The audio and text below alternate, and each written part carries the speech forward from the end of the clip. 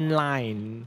Okay, so I will slowly start introducing the candidates, and let's see who like roll call like that right now.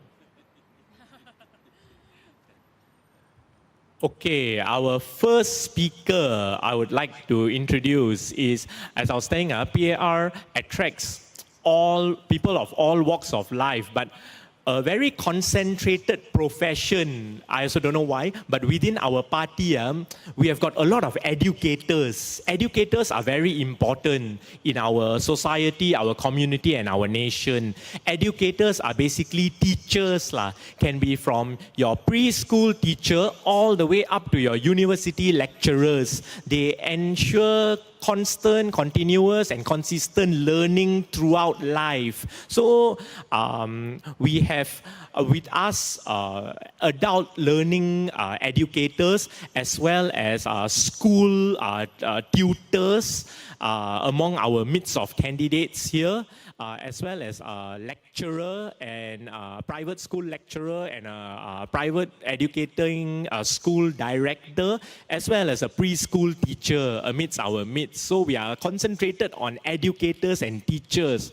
So that, with that being said, our first speaker is an educational school director, a private educational school director, as well as in his fun fact, in his own time, he's a musician and he plays guitar, and he's a Beatles fan band, and he won a contest for the Beatles contest in 1999. So, Mr. Silver Money, I would like to invite. A round of applause to Mr. Silver Money, please. Yeah. Thank you, Prabhu, for a very outstanding and long introduction. Good evening, everyone. So we are here. I hope more people are moving in slowly. So we are talking on behalf of PAR, People's Alliance for Reform. And we are basically asking Singaporeans, can everyone hear? We want everyone here to be the change you want to see in Singapore. Do you agree? All right, so you're with me. And my fellow residents of Tanjung Pagar GRC and Singaporeans, a warm welcome to our rally. Tonight, I'm not here to tell you what you think. I'm here to remind you of what you already know deep in your hearts. Things are not the same anymore. The cost of living is rising like never before. Groceries, electricity, daily essentials every month feels heavier. Cost of living is burning a hole in your pockets. Be the one who stands up and says, enough is enough. Do you agree? Can you say it louder? Hope I'm not too demanding. By the way, change you want to see in Singapore, so you have to vote wisely. Jobs and income security is getting harder. People are working harder, longer, but not getting ahead. If you feel that struggle, be the voice that calls for further and fairer policies, real support and dignity in work. Be the change you want to see in Singapore. And let's not talk about immigration. Singapore has always been a global city.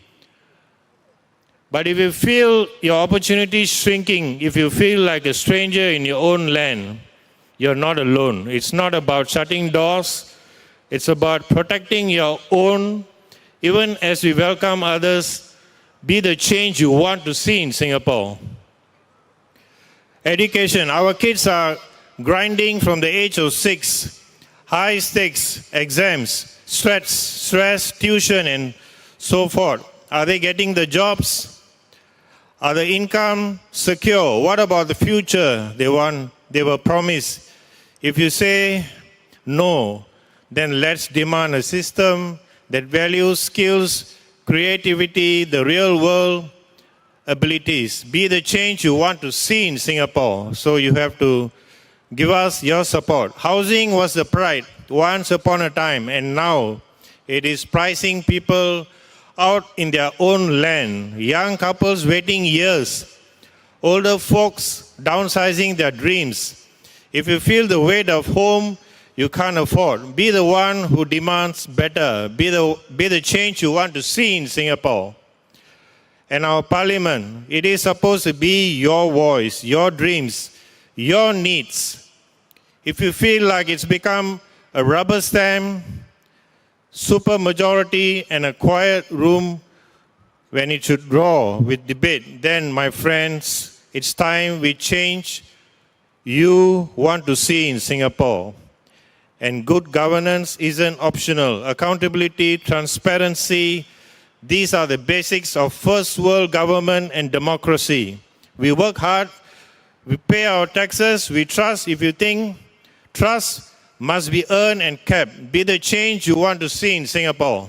If you believe your CPF, your vote, your choices should never be taken for granted, then stand up, step forward, and let your vote speak loud and clear. Be the change you want to see in Singapore. Do you agree? All right, that's the way. Singapore belongs to you, not just a few, not just to elites. It belongs to all of us, the workers, the dreamers, the elders, the youth. So tonight, I ask you, don't stay silent. Don't just accept your lot in despair. Don't just hope. Hope is not a plan. You have to take action right now. All right. Thank you. This is your time. This is your chance. Be whole, be brave, be heard. Be the change Singapore needs. Vote for PAR. Vote for the opposition for a better, brighter, and equal society for all Singaporeans. I thank you. Vote for PAR, People Alliance for Reform. Thank you. The next speaker. So you heard it from Mr. Silver Money. He's also known as Mr. George Money or George Harrison of Singapore. Yeah. So another round of applause for his astounding speech. Yeah. Okay, our next speaker comes from the logistics industry. He is a senior. He's a senior logistics assistant. So this is a very ground-up, hands-on job. A senior logistics assistant, making sure of warehouse and how goods are stored, how goods are like the first in, first out type of thing. But it's a very ground-up, hands-on job, and he's quite an experienced person. He will be speaking to you in 2 languages, a brief introduction and speech in English, followed by Hokkien. Mr. So Lien Chai, also known as LC So. Give it up, please. Hello, good evening, everybody. My name is So Lien Chai. So I'm first time in the stage talking to so many people. Sorry. So, just a brief introduction. I'm a local. I'm born here. Luckily, I got a job. But not everybody might get a job. This is my 3rd job, I guess. But I've been walking around the ground. People, those graduates, they couldn't find a job. I find that it's a sign of concern because they can't get a job. Then the cost of living. Yeah, we get some GST rebate, whatever, but then how long would it last? I don't think so it can last that long, right? And then they're increasing. So in brief, because whatever I'm going to say will be The next speaker will elaborate more. So instead of speaking in Mandarin, maybe I would say in Hokkien. My Hokkien is not really real Hokkien, but I'm a Hokkien. Trước đi tiêu liệt tôi đến trái, Kim mi lại cho cả những con người. Tôi cái đi con, nó đang tại địa lăng, cái hủy long thì kinh quái. Nếu cái gì nó cũng hủy quan là东西不简单啊，老实讲，跟你讲。nếu cái vấn đề thì con có thể con về thế này kia bảo bị nghiệp bộ căng tổ đâm đi được hoạt tổ grab qua phong bùn lại năng cá con bây giờ cái trên tiếp bông à căng cái gì là chân thằng cái tổคือchờ bộ căng bây giờ cái chim đi ông chân thì hội bản hoạt bây giờ là để vì đồ chân lăng này làm binh à học bùn nó cái gì con nếu xin lắng lại, mình tin này công minh, không có một cái nào lại có rất là tại, but in anh kia cuối cùng thì phải quên, vậy thì cái gì vậy cao ngang à? nếu chỉ bốn cái gì tại vì cái gì bớt mi ăn công người, thì qua công người gì đó tháo bay, lại chỉ càng chỉ ăn công người, tu tại cái thứ này tiếng này, ở với lăng này cái công mình kia, thôi chưa? Okay, thank you. That was a short and sweet speech by Mr. So Lian Chai. So we have heard from Mr. Silver Money that Singapore belongs to Singaporeans, not like some of our PAP ministers quite a while ago said that Singapore belongs to everyone. Singapore belongs to Singaporeans. That is exactly what I'd like to point out on. So Singaporeans must get first rights to employment, education, and entrepreneurial opportunities. And that is just my short interjection while I'm doing my MC role. I double up. Later I will speak as well. And let's see. So today, you have heard from two Tanjong Pagar GRC candidates. You heard from Mr. Silver Money and you have heard from Mr. So Lian Chai. And this today, we are holding in Jalan Besar GRC. Jalan Besar is all the way from Chinatown, places like Whampoa, places like Bendemeer and Boon Keng residents. So, I will introduce the first Jalan Besar member here today, all right? He is a mechanical engineering graduate, local graduate. However, right now, as I mentioned, our party attracts a lot of educators. He is currently an educator and a Chinese tutor. He's none other than Mr. Chew Shin Kong, our Jalan Besar GRC candidate. He is fondly known as SK Chew, very down-to-earth guy. So he will be speaking in English and Chinese as well. I give the floor. Thank you, Prabhu. Good evening, everybody. This is my first speech. I would actually like to talk about our cost of living. So bear with me for a while, okay? Recently on a walkabout, I met an elderly lady. Let's call her Madam Tan at a hawker center. Now, she's retired with a few $100s a month from her CPF. Okay? What she told me was, last time, with $3, she can eat until very full. Now, $4, $5, the bak chor mee is hardly enough for her. Maybe only a few mouthfuls, then the bowl is empty. She also told me shyly that some days she has to drink plain water only. Okay?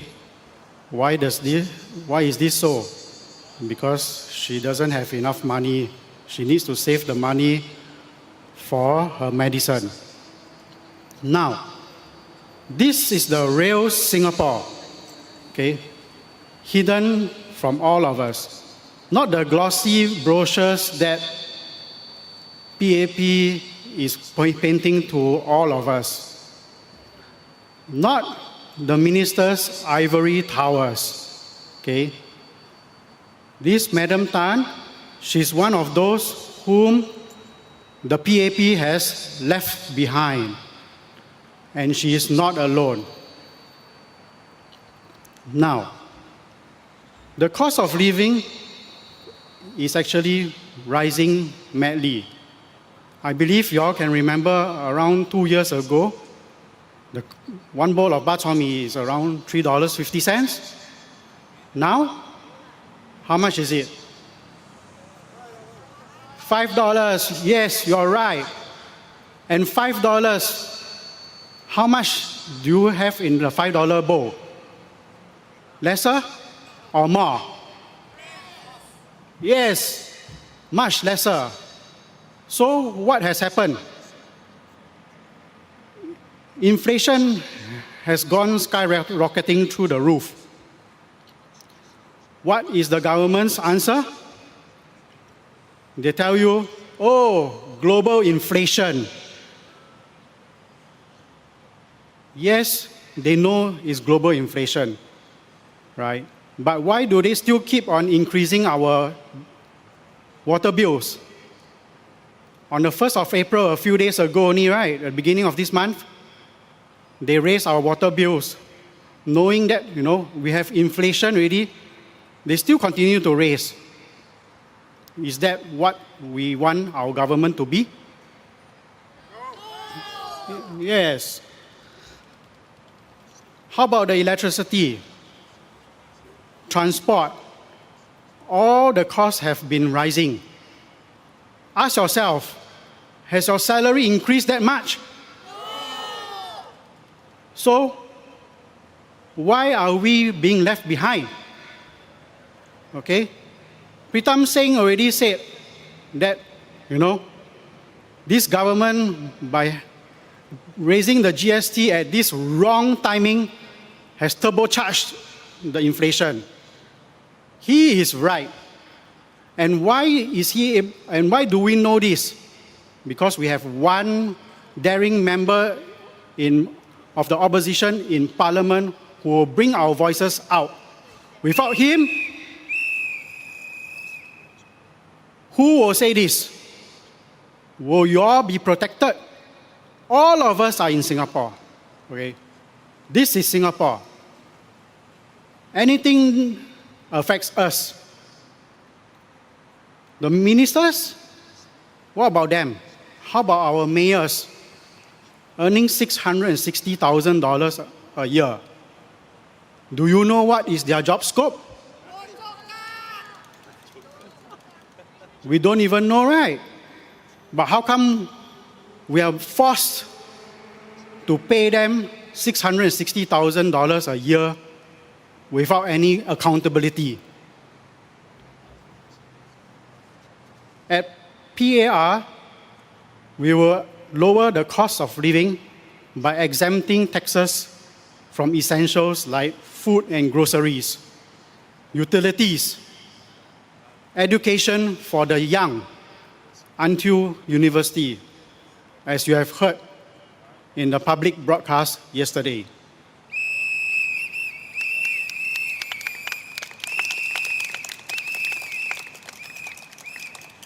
Healthcare and medical services also will be brought down.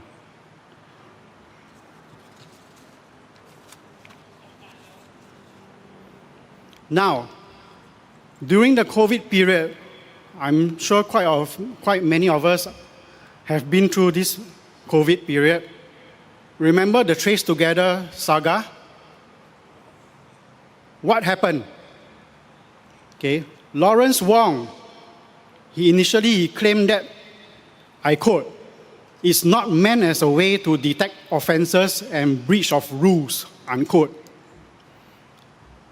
What happened in the end? They took our Trace Together data and tracked us. The police had all the rights to access our data. And what did Vivian Balakrishnan say? He also came up with this quote, I quote, purely for contact tracing, period.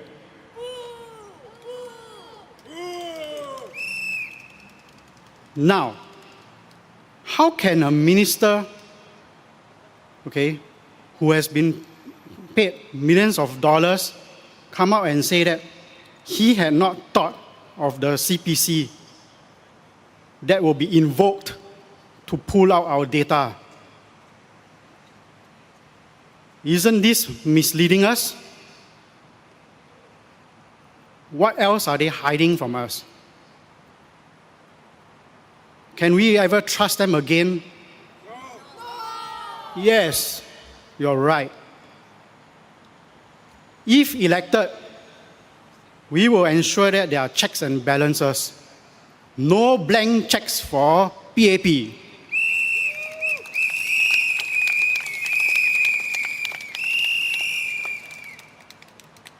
Now, this is my personal experience. I was working in a MNC, which has been in Singapore since, I believe, slightly post-independence. Now they are still in Singapore and they are doing products that are not of very high value. In the first place, when we attracted them, Singapore wasn't a developed country like now. So what do we give them? Tax breaks, cheap rent, and other goodies to attract them to Singapore. For the past 40 years, we were expecting them to have technical transfer to our Singaporeans. However, as I know, a few years ago, when I was there, most of the top management, the topmost management is still a foreigner. Why is this so? We have given them close to 40 years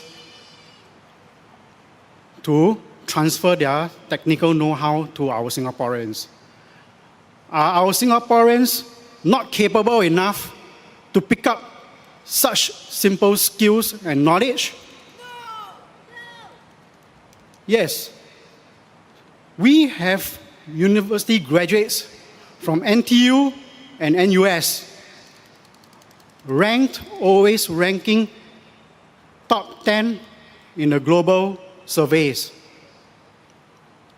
So, why are they ranked top 10 but still not highly appreciated by these MNCs? Because, I should refer you to one of my TikTok videos, okay? I interviewed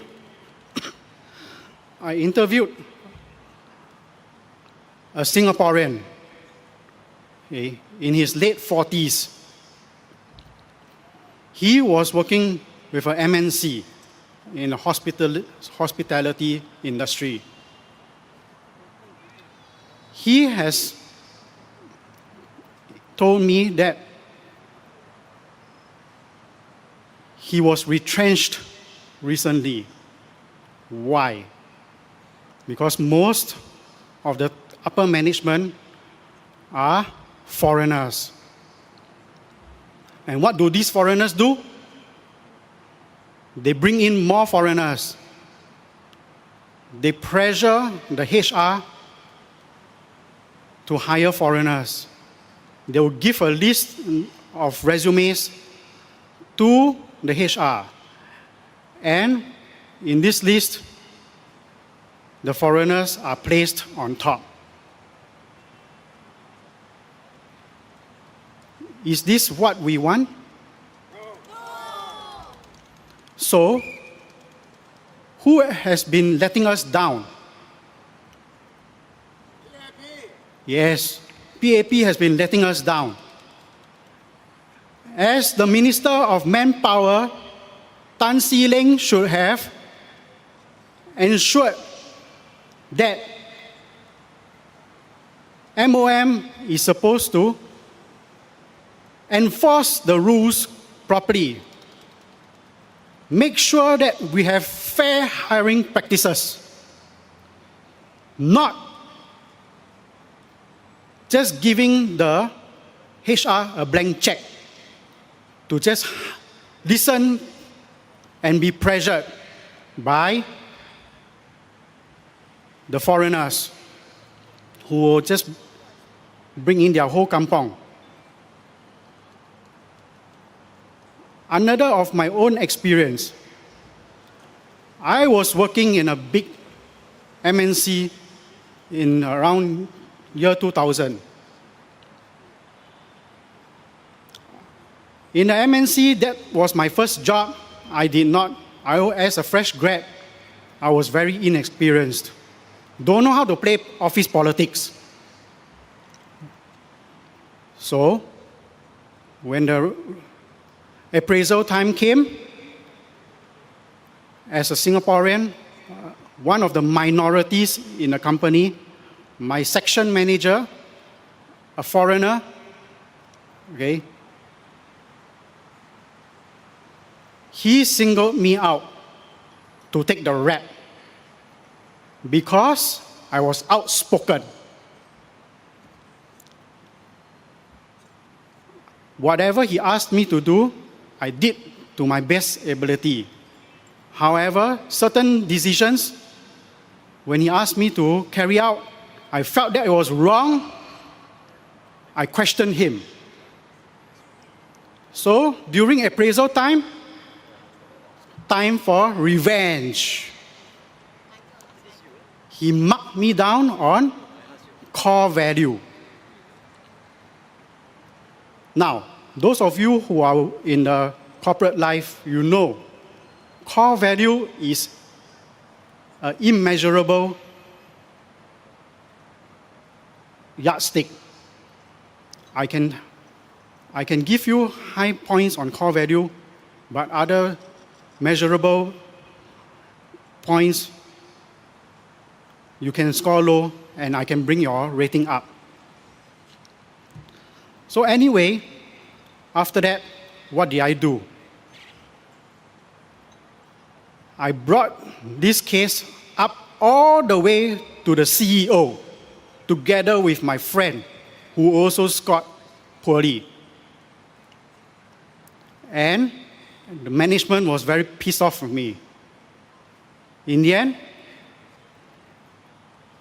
they made me take the rap and failed my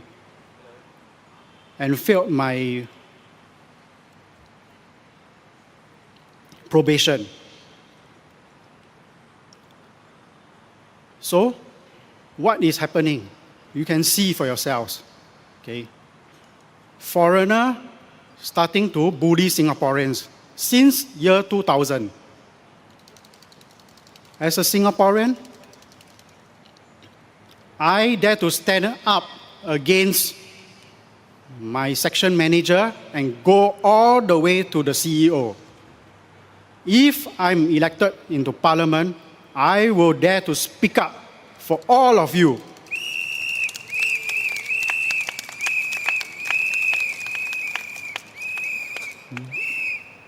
Don't take a look at me and see that I'm so short.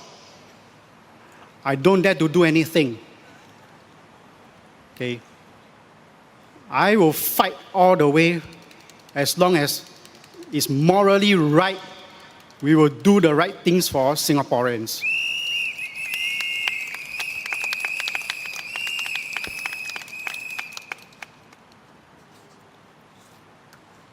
So, lastly, now, let's take a look at the Jalan Besar's master plan for year 2026 to 2030. Some of you, I think, might be residents of Jalan Besar. If you look at their brochure, One of them is Block 1, St. George's Road, is to upgrade a portion of the drop-off porch. Now, this drop-off porch has been built already long ago. If you look at the photo, you'll see that the drop-off porch is not extended to the road. So, what do? Just suka-suka. Oh, we will put this into the master plan and we will tear down the porch and build a new one. All these are reconstruction is environmentally unfriendly. Do you think that your ministers or their MPs will just suka-suka tear down their renovation in their house and build new one? All this is causing inconvenience to you, the residents. Do they even care about you? Is it not a waste of your money? Whose money is it? Yes, it's from your SNC, right? If we are elected as MPs, we will not stand for such irresponsible, profligate spending.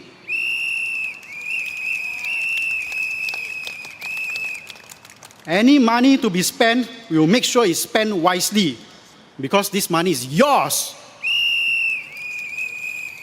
Your hard-earned money. Okay? Thank you.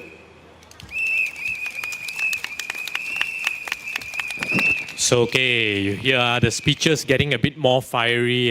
So, that was Mr. Chew Shin Kong, fondly amongst us known as SK Chew. Please do support and elect him into Jalan Besar GRC. He has actually walked the ground and found out about St. George's, and we have been walking the ground. You know, Jalan Besar is not just Jalan Besar MRT. I'll tell you a funny joke, you know. Even Tanjong Pagar MRT is under Jalan Besar. Across the road, only then is Tanjong Pagar. So, yeah.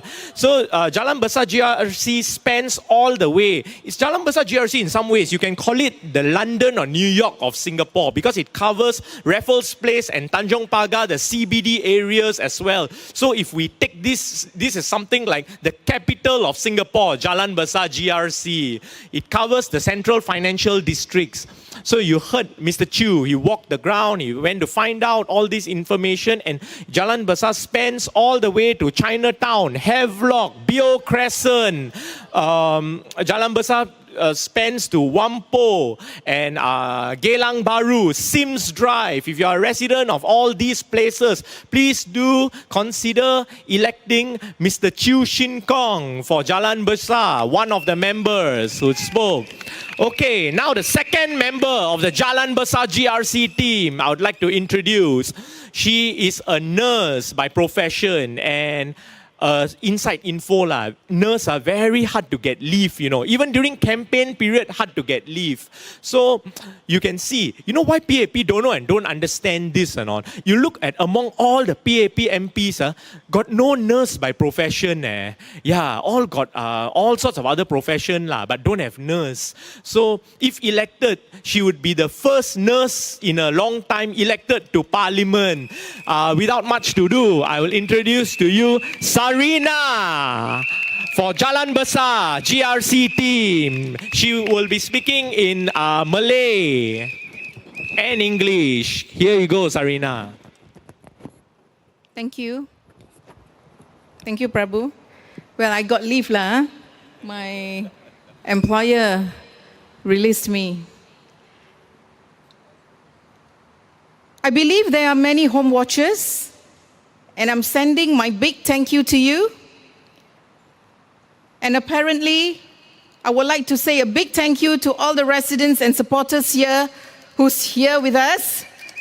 Our spirits are high and motivated. Thank you. Greetings and best wishes from me, Sarina Abu Hassan, to all of you here and those watching at home. We are from the People's Alliance Reform Party. led by a service from the heart person Lim Tien, who obtained 34.64%, and it was an increase in the last GE2020. And no matter what, we are a credible team and everyone deserves a chance. Opportunity for all, that is democracy, and give us a chance to serve.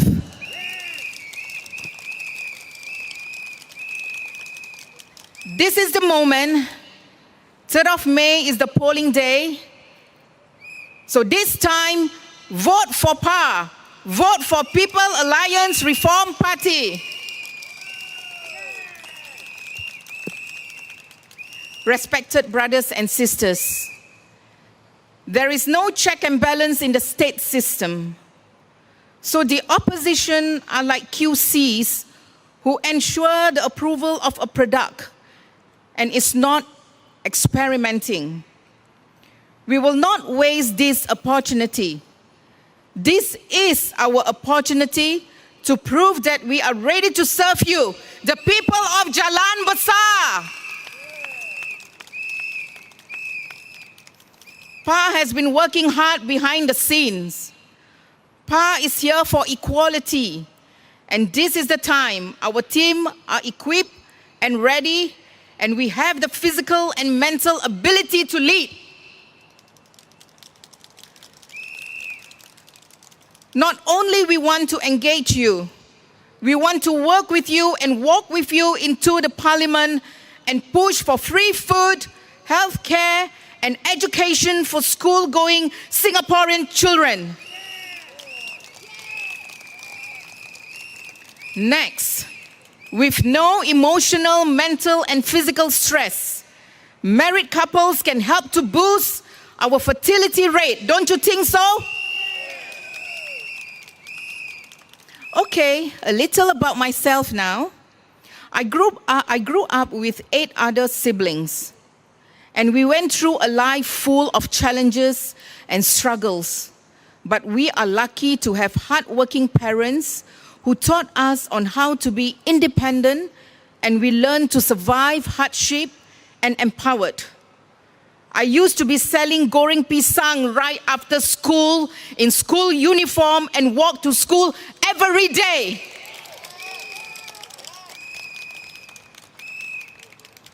If elected, I will find measures to timely and consistently reaching out to residents who are unemployed, loners, and sole breadwinner. Supporting every layer of residents, spreading equality, I will raise questions like specific role of CHAS cards and its colored-coded tagging to household status. Next, consistent and human approach mentally, physically, emotionally, and financial means for the young and newly diagnosed moderately heavy medical conditions that can cause struggle to cope, and children included.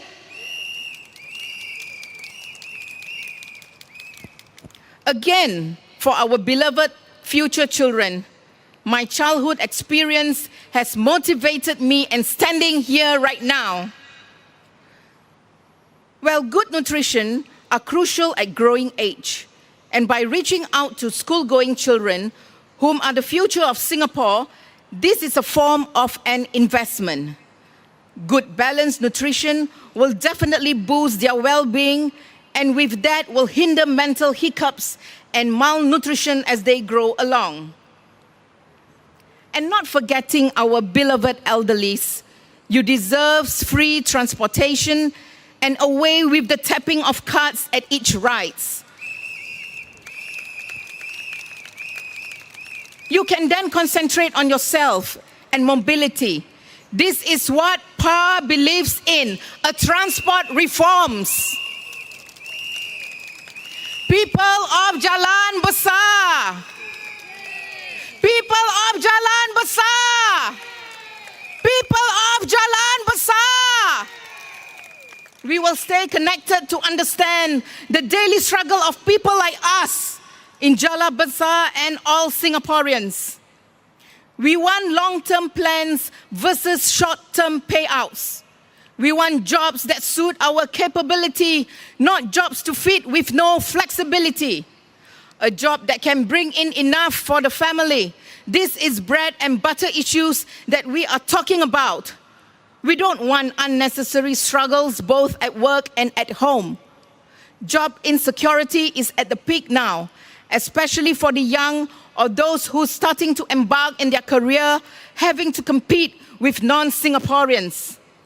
I quote, "Despite Singapore's strong economy and low unemployment rate, job insecurity is a growing concern among Singaporeans, fueled by factors like automation, AI, and increasing competition."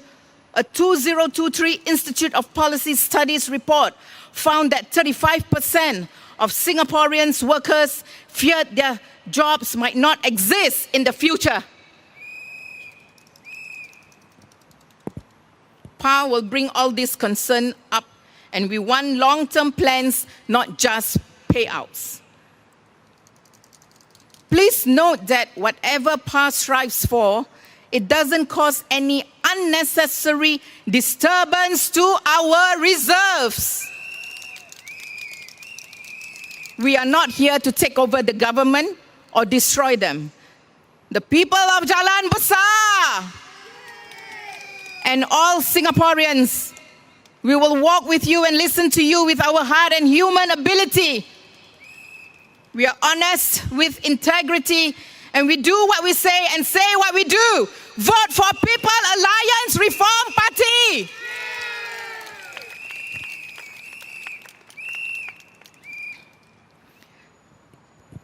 Saudara-saudari yang saya hormati, terima kasih kepada penyokong kami yang telah datang di sini.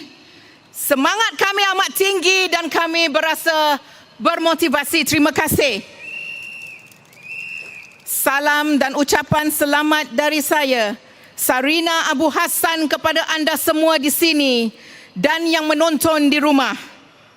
Kami dari Parti Perikatan Pembaharuan PA dipimpin oleh seorang yang berkhidmat dari hati Lim Tien yang telah memperolehi 34.64% undian pada tahun 2020. Tidak kira apapun, kami adalah pasukan yang boleh dipercayai dan setiap orang berhak mendapat peluang. Peluang untuk semua. Itulah demokrasi. Berikan kami peluang untuk berkhidmat. Inilah masanya kerana pada 3 Mei adalah hari mengundi. Saudara dan saudari yang dihormati, tiada semak dan tiada imbangan dalam sistem negeri. Jadi pembangkang seperti QC yang memastikan kelulusan sesuatu produk, bukan melakukan eksperimen. Kami tidak akan mensia-siakan peluang ini. Ini adalah peluang kami untuk membuktikan bahawa kami bersedia untuk berkhidmat. Anda semua orang-orang Jalan Besar. PA telah bekerja keras di sebalik tabir. PAR PA akan ada di sini untuk kesaksamaan. Ini adalah masanya. Pasukan kami telah dilengkapi dan bersedia. Kami mempunyai kemampuan fizikal dan mental untuk memimpin dan mencapai matlamat. Bukan sahaja kami mahu melibatkan anda, kami mahu bekerja dengan anda dan berjalan bersama ke Parlimen serta mendorong untuk makanan percuma, penjagaan kesihatan dan pendidikan untuk kanak-kanak Singapura yang bersekolah. Tanpa tekanan emosi, mental dan fizikal, pasangan berkahwin boleh membantu meningkatkan kadar kesuburan kita. Tidakkah anda fikir begitu? Sedikit tentang diri saya sekarang. Saya dibesarkan dengan 8 orang adik-beradik dan kami melalui kehidupan yang penuh dengan cabaran dan perjuangan, tetapi kami bernasib baik kerana mempunyai ibu bapa yang telah bekerja keras.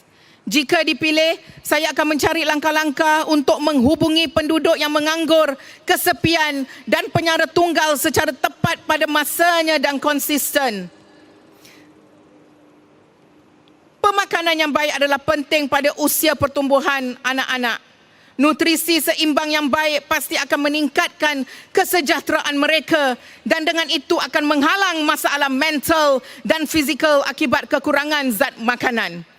Dan kepada warga emas yang disayangi, anda berhak mendapat pengangkutan percuma dan cukuplah sudah dengan kegunaan kad untuk pembayaran.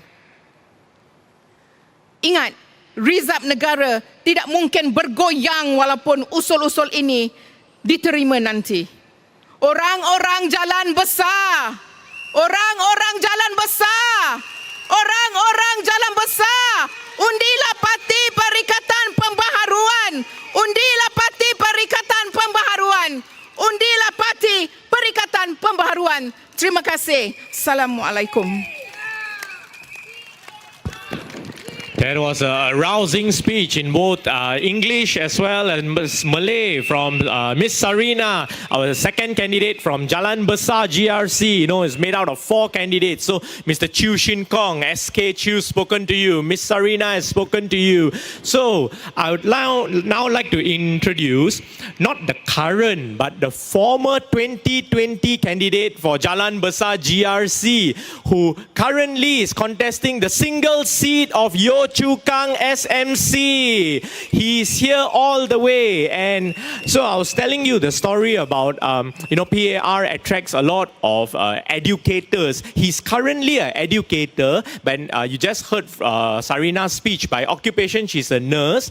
But by training, he is a doctor, a medical doctor. However, currently he's a educator and a lecturer in a private school, private college. Without much to do, I introduce you Dr. Michael Fang.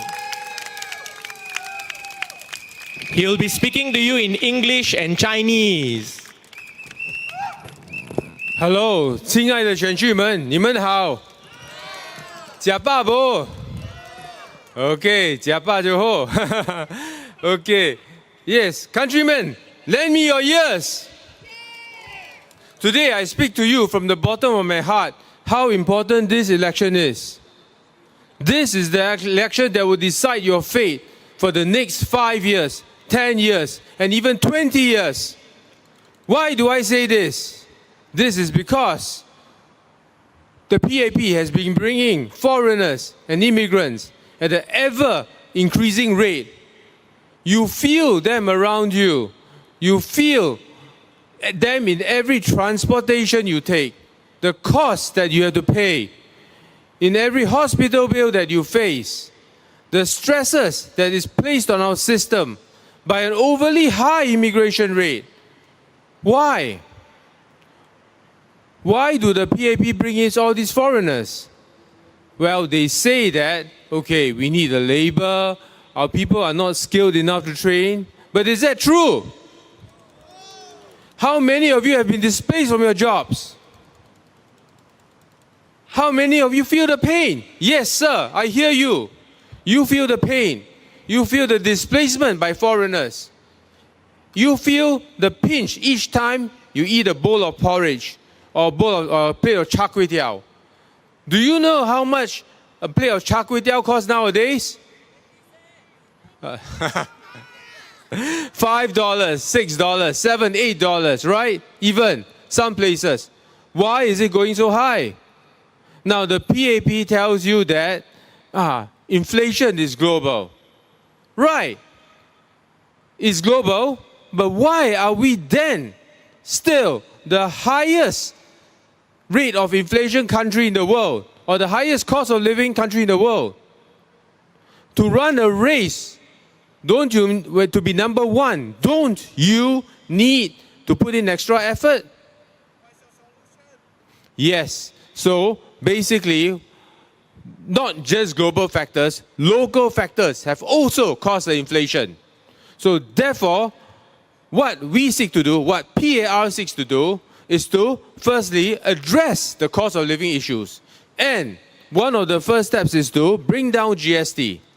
Because what did PM Lee tell you in the past? He tells you that unless there is profligate spending, GST should not be 9% or should not increase. Yet, what have they done to you guys?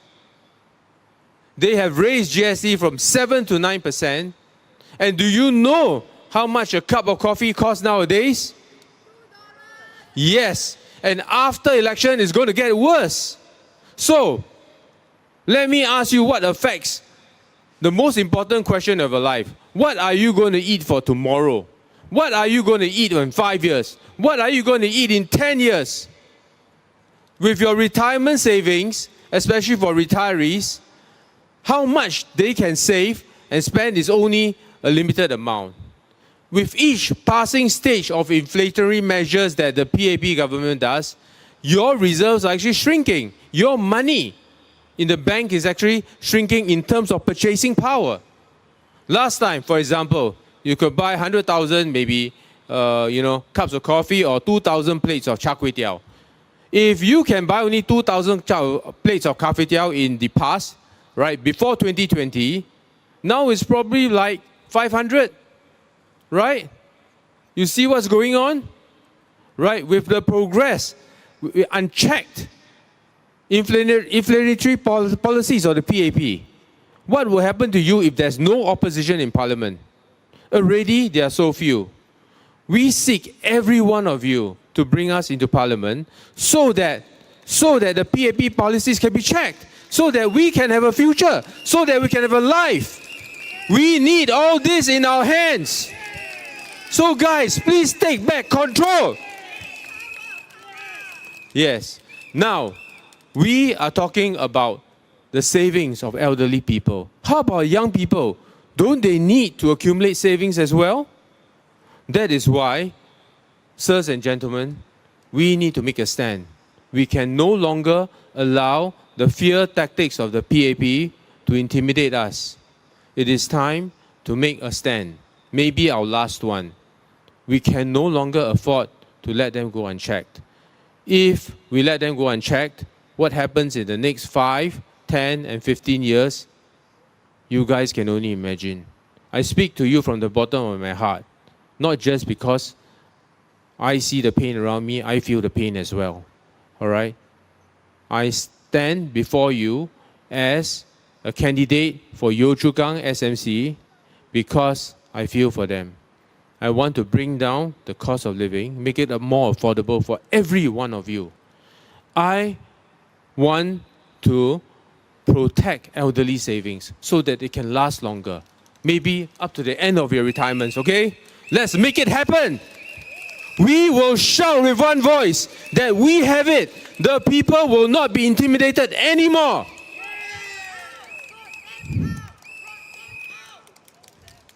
Next, I want to protect Singaporean jobs. Protecting Singaporean jobs must be our first priority. Because if we don't protect our own jobs, who will?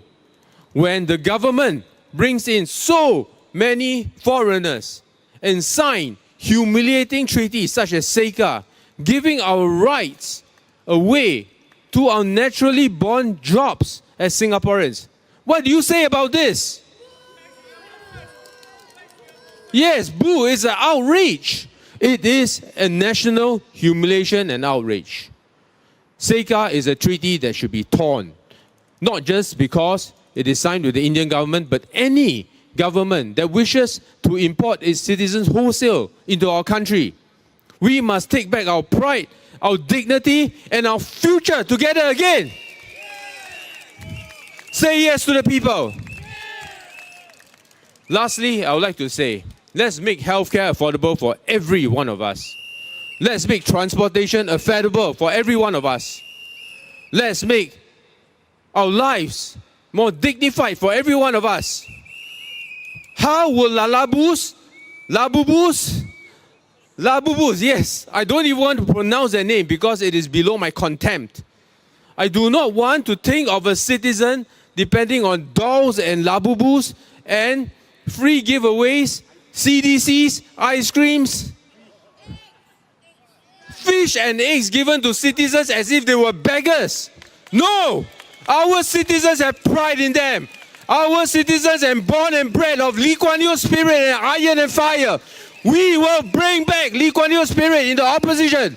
We will show them what the people are made of. Long live the people! Merdeka! This, we will take back control. We will take back our dignity. We will take back the pride of the people. We will build the vision that Lee Kuan Yew has built for us. Majulah Singapura! That was arousing from Dr. Michael Fang. So, since Dr. Michael Fang brought out Lee Kuan Yew on a much softer, sober note, I would like to quote his son, Mr. Lee Hsien Yang, mentioned, the PAP of today is not the PAP of Lee Kuan Yew, which is rather unfortunate. We hope that now when on my walkabouts, people were confused between PAR and PAP, quite close. You know the P, you just pull the R already, win already, you know. Yeah, so with that, that was, can I have a round of applause for Dr. Michael Fang once again. After his speech also, I almost forgotten what I wanted to say, you know. Actually, I wanted to say that we are in Jalan Besar GRC at the last 2020 general election. Dr. Michael Fang was in that very team that got 34%. This time round, I hope you give our refreshed Jalan Besar team 50%. Better still, 60% into parliament. And if you are in Yio Chu Kang, elect Dr. Michael Fang in to Yio Chu Kang SMC. Yeah. Merdeka and Majulah Singapura. All right. Let's see. I run a round of a roll and see who is our next speaker. All right. Our next speaker is a next member of Jalan Besar GRC. He is a veteran politician and a veteran political campaigner. And I even was surprised to hear he was the founder of SPP. He was a founding member together with Mr. Chiam Si Tong and the late Mr. Sin Kek Tong of SPP. Then he went on and currently he is the Secretary General of the Democratic Progressive Party, who is in alliance with us in the PAR. Without much to do, he is a businessman as well as an experienced person in political circles and campaigns and contacts and connections. Mr. Hamim Elias. A round of applause, please.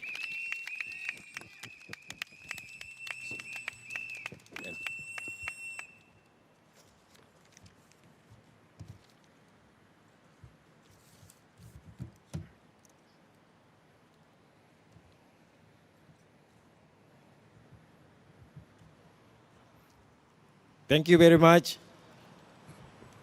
Good evening, gentlemen, voters of Jalan Besar GRC. I'm happy to see you all here tonight. Make the Jalan Besar GRC alive. Make us happy and alive regarding about this general election 2025.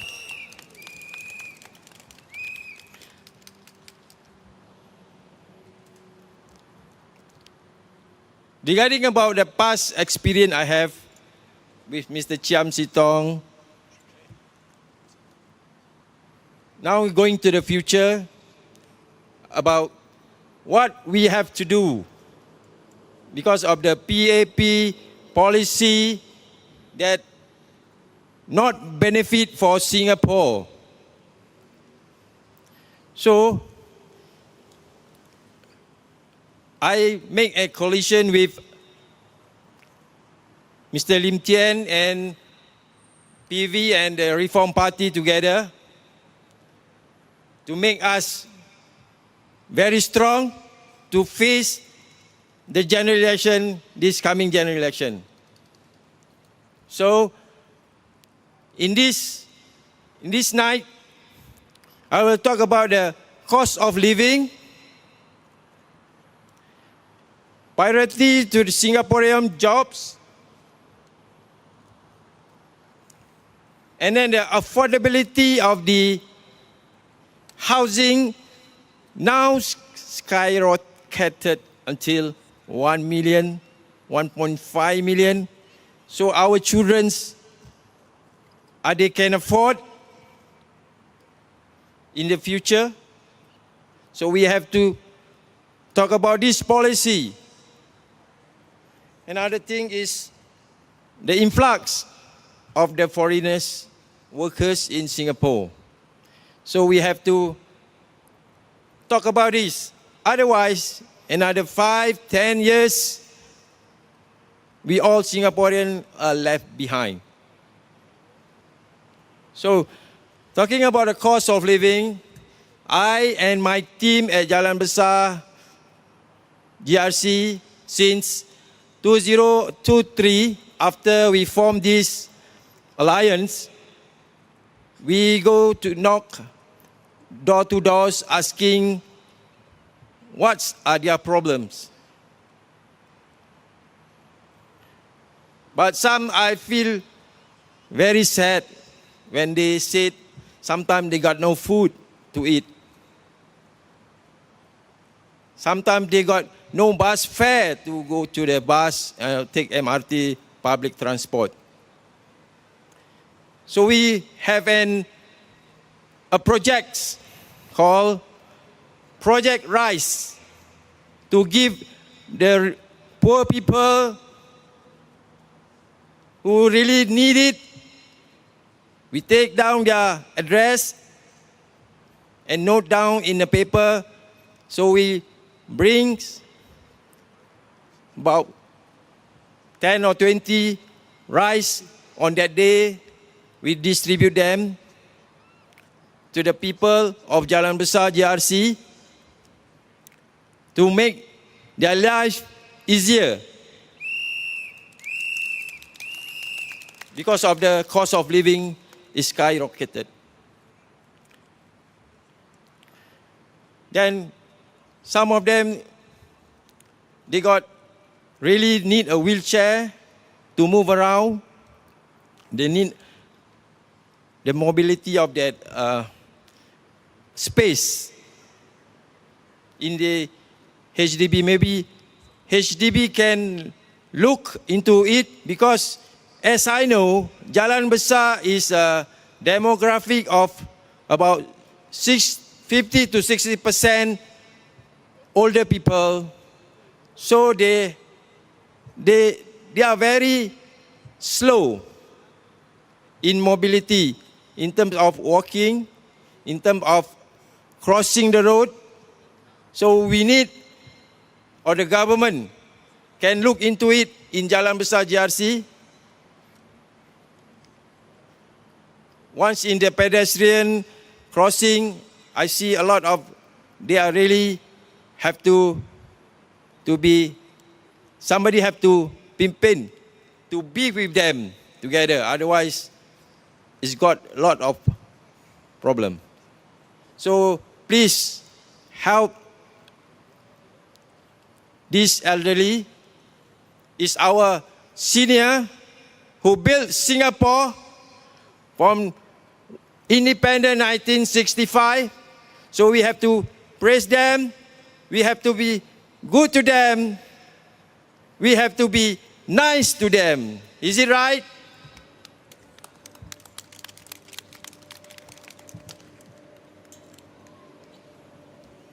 Okay, we're talking about housing affordability. Now the 4-room flat BTO, as I heard, the new one is about 400 to 500,000. When I was in 1990, I buy a house. Actually, it's about 145,000 for a 4-room flat. So now it's about 400 to 500,000.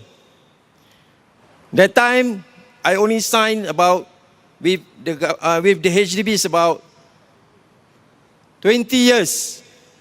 That means after 20 years, that's how house is belong to me. So it means my burden is not so high on that time because I can pay until up to 20 years.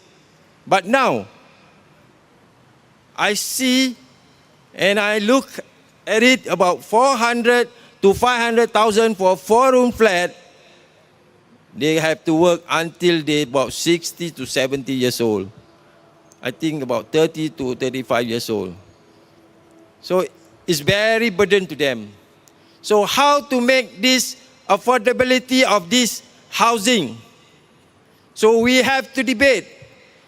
So you, Jalan Besar GRC, have to vote for us to go to Parliament to check and to debate about the policy that they don't have in their heart.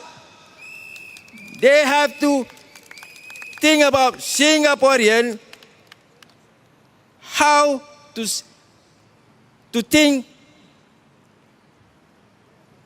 about these people. They got their family later, they got their children to bring it up, so the cost is very high. So I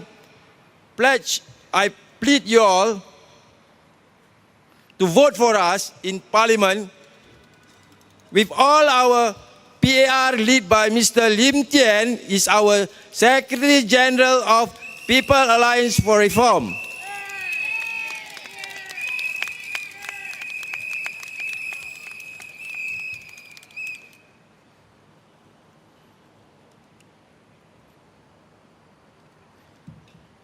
Okay, regarding about the works, jobs in Singapore. A lot of, I heard, we Singaporeans be placed by foreigners. Last time, I think about 20 years ago, when the PAP brings foreigners, oh no, we bring professional foreigners to come to Singapore. We bring doctors professional. We bring lawyers professional. We bring a nurse professional. But now, where is the professional? All low jobs, like normal people, normal Singaporean works. After that, they place these Singaporean jobs. So Singaporean, after that, they have to displaced by the foreigners. They got no jobs. They have to find a jobs. That's my colleagues been interviewed. Mr. S.K. Chew interviewed one of the graduate that he's interviewed. He got 2 times or 3 times be laid off and then replaced by the foreigners. So I hope you have to think hard in next 5 to 10 years. Think hard about our future. Think hard. We have to make changes. People Alliance for Reform will make the changes with our leader, Mr. Lim Tien. Where is Mr. Lim Tien? He is our good lawyers.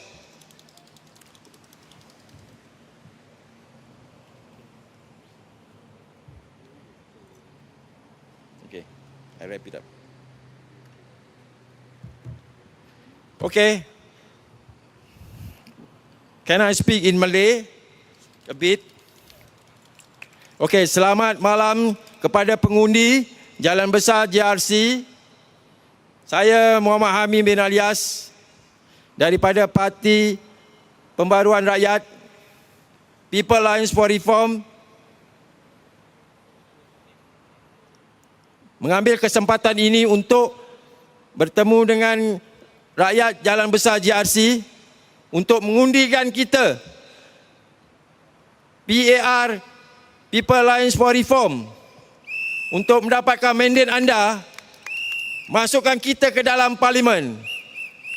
Sama semua sekali. PAR. PAR. PAR. Terima kasih. Saya serahkan kepada pengacara.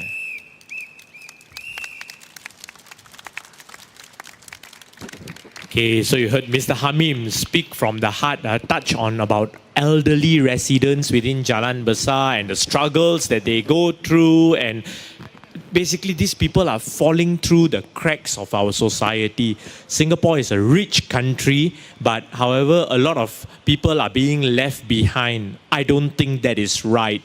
We have to support them. I mean, whether or not the government helps them, each and every of us as individuals, if we see something wrong, we should step in. We should help the elderly. We should help those who are in rental flats. And as a society, we need a bit of compassion and cohesiveness.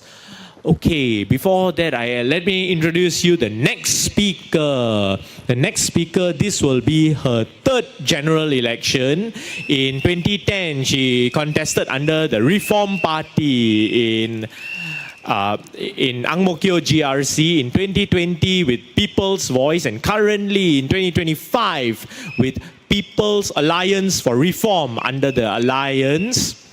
She is a preschool educator, also another industry, childcare teacher, very hard to get leave, always not enough manpower, yeah. And she's currently pursuing a master's degree in special education and inclusivity. Quite a bit of a veteran political campaigner, given this is her third general election, and also the credentials sounds like elite lah, because because have got now pursuing master's degree, previously has a BSc honors from the banking, the BSc honors from the London School of Economics, yeah, business management. But however, currently as a preschool teacher, Miss Vigneshwari Ramachandran, everybody. Good evening, everyone. I'm standing for Jalan Besar GRC. So let me just clear two things from the introduction. How I got my degree is I spent all my father's CPF savings when he could draw it out at the age of 60. He passed away at the age of 70. So all his life savings actually went for my education, and that's how I managed to complete my degree. Yes, so let's move on. Okay. Do you still feel at home in Singapore? Have you ever felt like a stranger in your own homeland? So, that's what many Singaporeans are feeling today. Ostracized, sidelined, and underpaid in our own country. In some jobs, it feels like we are being pushed, and silently, no one dares to speak up about the foreign worker issue, but I will. Let me be clear. Some foreigners are exploited in Singapore. Local pet shop. I saw how foreign workers had their salaries cut by a few $100s. No pay slip, no protection. What does that say about our system? It allows companies to hire foreigners on cheap and suppress salaries for everyone, locals included. It's exploitation for profit. I was talking to a worker, a cashier in a local pet shop. So this is actually happening, real life story at a local pet shop. You'll be shocked. How can they cheat a person's salary? In a first world country, this is happening. There's no check and balance. And I asked her to report the case to MOM. MOM is now investigating. MOM actually told her the company is supposed to pay her 2,100, but she's getting 1,300. Every time she asks, where is the balance? And they just give some reason that doesn't even make sense. So this is happening in our country.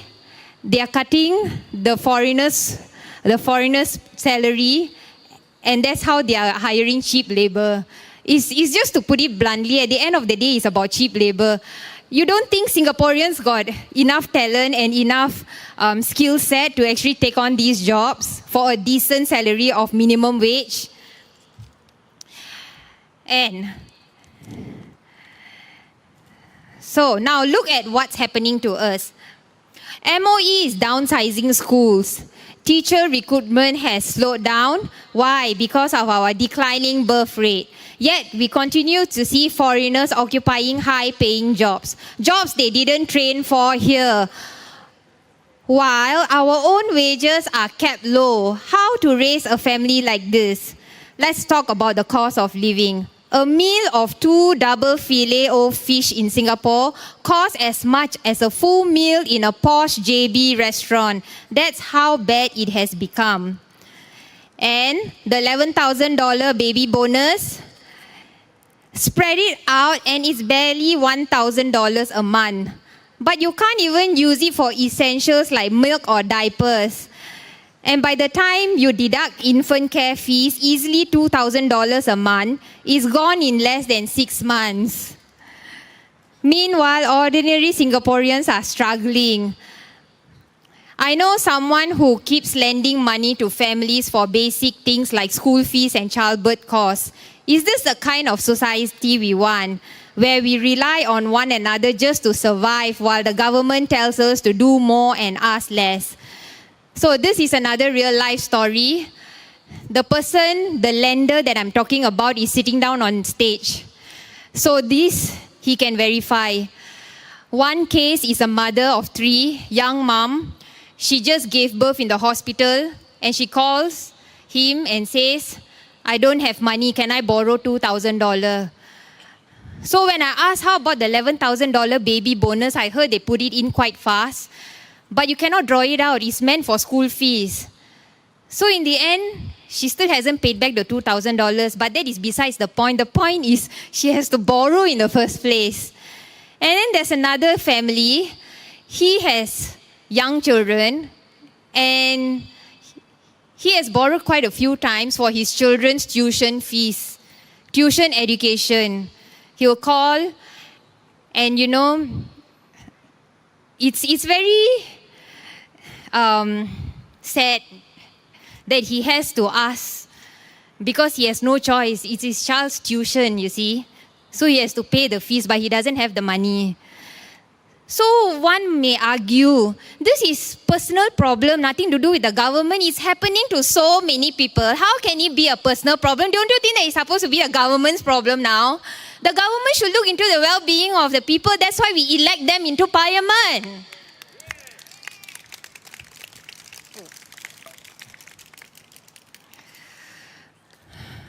Okay. As for me, a bit about back to the foreigners. So does Singapore love its citizen as much as it loves its foreign labours? And do the foreigners love Singapore back the way we are expected to sacrifice for this country? You ask a foreigner, some of them don't even know Singapore politics. They just don't care. You ask them, about Singapore politics? Oh, I don't know anything. But our MPs are supporting them.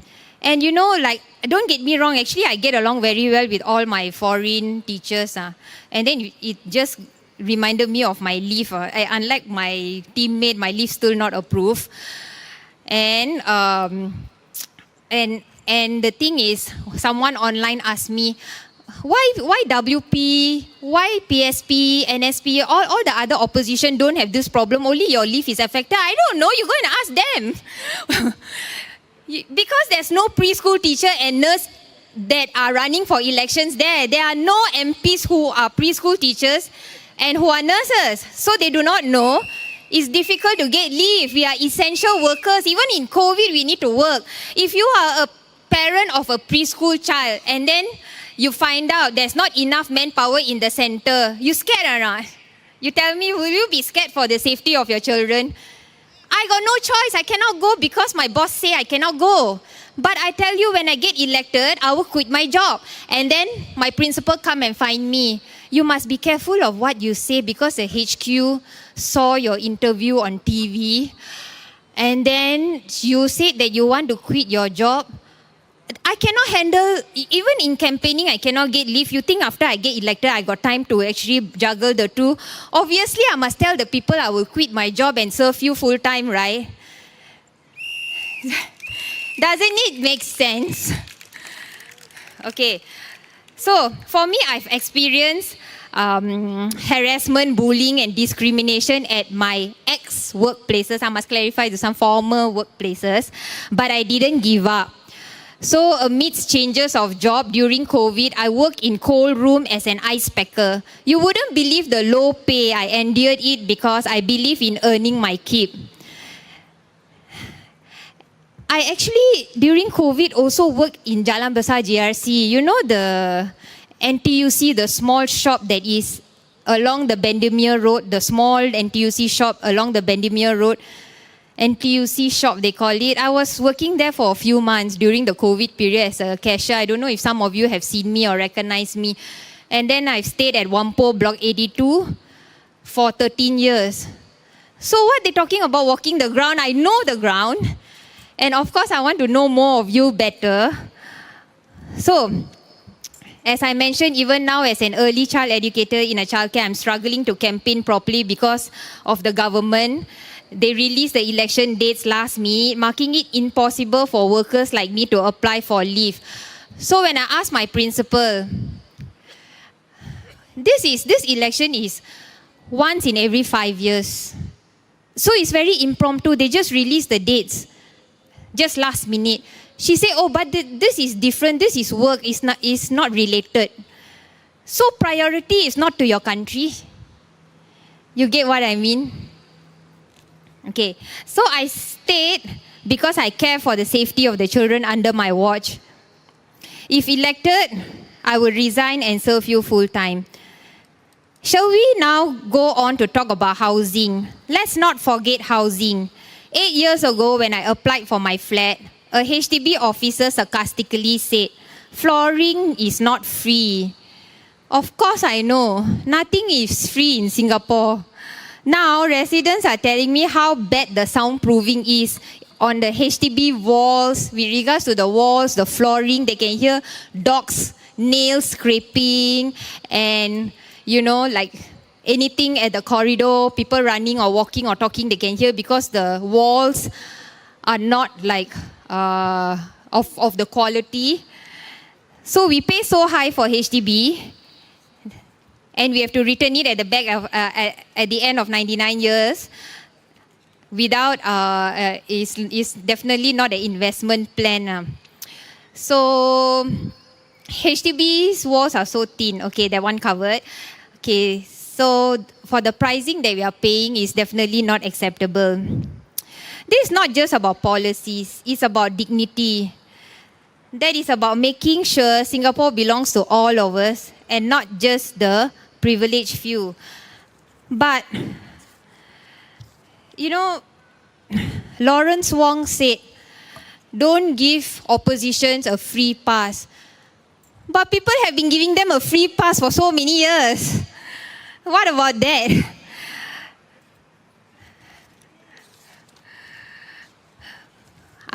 I will enlighten you about who you should vote for Parliament. We are voting for members of Parliament that have roles and responsibilities, including making laws, involving policies, holding government accountable, and scrutinizing how our money and resources are used and distributed. Our MPs need to be aware of our healthcare, housing, cost of living, education, retirement plans, mental health issues, to name a few. They must be willing to listen and take on different perspectives, not always say opposition's talking nonsense, they don't know what they are saying, when they are elected, they don't know what to do. They should be open to take on different perspectives, looking through different lenses. They must be open to solutions. They should consider our aspirations as one people, one nation, and one Singapore. 我们是新加坡公民。I am told that the protocol is cannot say the pledge. I can say the pledge in Chinese, but I will just say that I'm a Singaporean and leave it at that. MP should also be ethically convicted towards the benefit of the people, not themselves. They should be fair, respectful, including respecting our viewpoints and for the greater good of all. They are not perfect. They don't need to be perfect. But the MP you elect need to be sincere, putting public interest first and not personal gain. Putting all your interests first.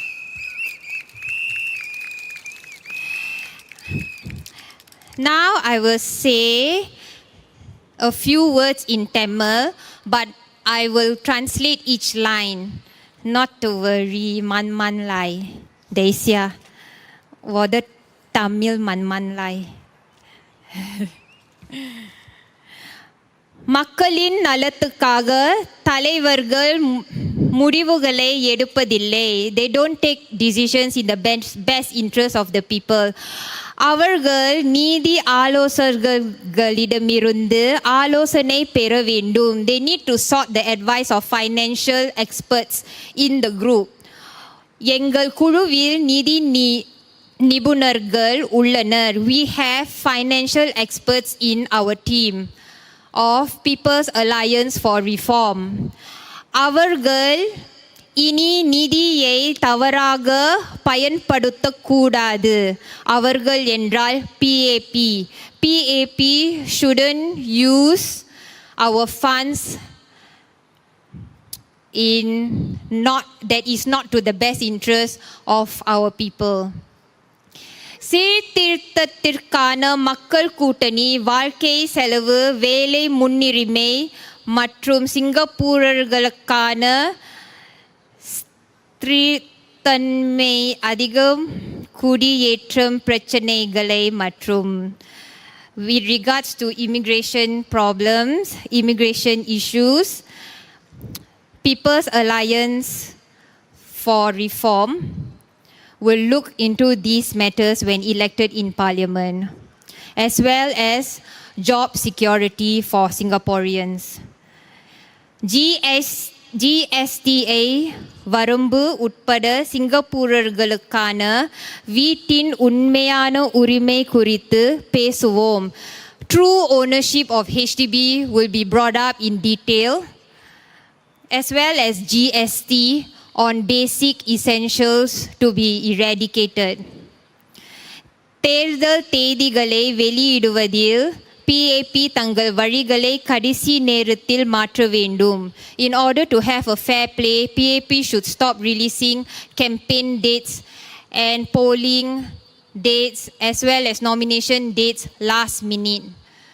To have a fair play, if they are fair, they will stop doing that and give a fair opportunity for the opponents. என்பதையும் நான் சேர்க்க விரும்புகிறேன். அன்புள்ள Singapore குடிமக்களே, dear Singaporeans, இந்த வரவிருக்கும் தேர்தல் சீர்திருத்தத்திற்கான மக்கள் கூட்டணிக்கு வாக்களியுங்கள். We wish for your vote. If you don't know who to vote for, just vote for us. At least we don't lose our deposit. All this that you see is all the candidates' money. Every single hard-earned time, money and effort put in by all of us. We hope to get your support. நாங்கள் தனித்து நிற்கும் வித்தியாசமாக இருக்க துணிகிறோம். We are different and we dare to stand up for issues that no other party wants to talk about. We will talk for you in Parliament. PAPA அவர்களின் இடத்தில் வைக்க வேண்டும். நன்றி. We will put PAP back in their place. Thank you.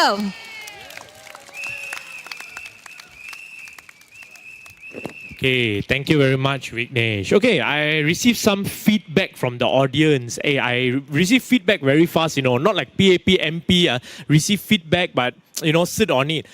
People have mentioned that we are addressing problems. What's your solution? Okay, we don't have any magical or miraculous solution, but we got some proposals that can work. For example, any and every product or service is subjected to rental prices of real estate or transportation prices. Even human beings such as us, either our housing, which is a part of real estate, or when we move is transport, any goods or service. So if you manage to have rent controls where rich landlords do not charge the working business owners, the hawkers, the shop owners, the stall owners high rent, or keep on increasing rent year on year at a very ridiculous rate, or of course, there's inflation so I'm not telling totally cannot increase. Let's say if it was 2.5% per year, 3% per year, there must be some sort of cap. I have seen people raise rent 30%, and that is normal. I've seen people raise rent 50%, half, of the current rent. So you see a lot of businesses close down, or even if those who operate, right, they've got to increase the price, because whether they earn enough net income or not, they got to pay rent. So a very bold proposal that I'd like to propose is rent controls. Yeah, that's one of the solutions, rent controls. This one is because among some of the candidates' speech, I keep hearing feedback, so I respond to that. Yeah, I'd like to have rent controls. The PAP does not have any rent control policies, but that is maybe for the corporate or private owners of investors of property. But the biggest renter the biggest landlord seems to be in Singapore is the government themselves. So definitely can control rent prices.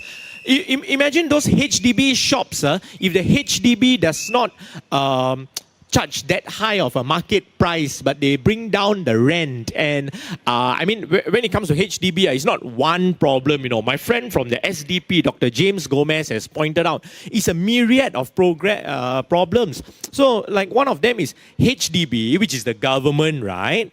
If you all tell me HDB is not government, I don't know what to say. But HDB is the government. The Singapore Land Authority, SLA, is also the government. Is the government paying the government for land costs? This itself causes the price in the bigger mechanics of things to go up. The buying and selling price of HDBs to go up in the long run. As you have seen, the BTO prices, the resale prices, it is a big mechanics, because the BTO price is pegged to the resale price. So before that, anyway, because before we get on, I'm just emceeing still, not my turn to speak yet. I'll introduce you our next candidate.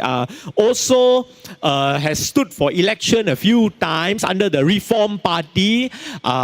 He stood in West Coast GRC as well as Radin Mas SMC couple.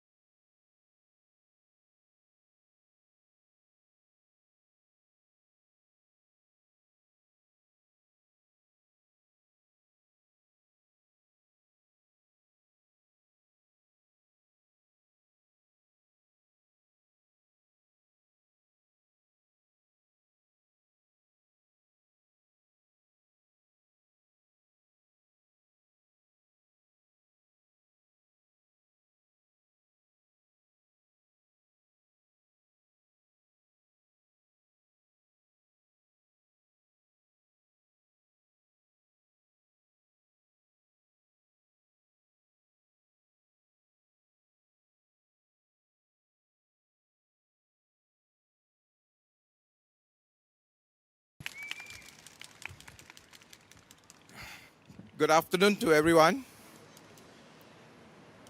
especially residents of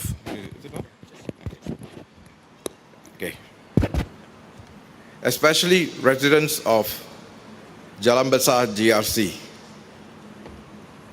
I like to take this opportunity. My colleague from Jalan Besar, Vignesh, she was saying something about gerrymandering.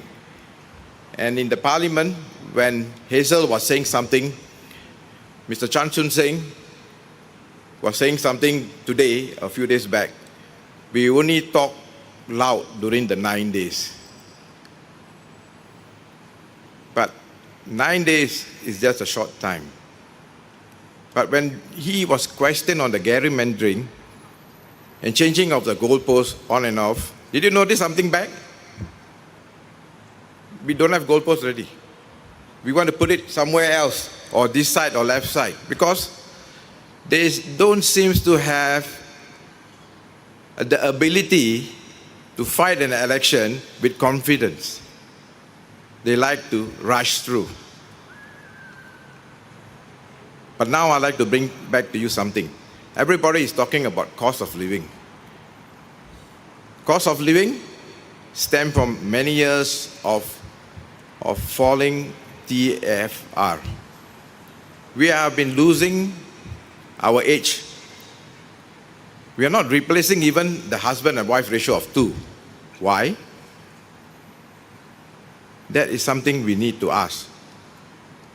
Some people will ask me and tell me, Kumar, Kiana, I like to live alone. I like to have a life companion. Why? Too expensive. If I want to buy a house, 3-room flat, 300,000. How to earn when I'm only paying? I'm earning about $3,000. So life patterns and lifestyle has changed for Singaporeans. But to increase the TFR, we have to do something. What we have to do? To increase our fertility rate. To increase our fertility rate, the next step is important.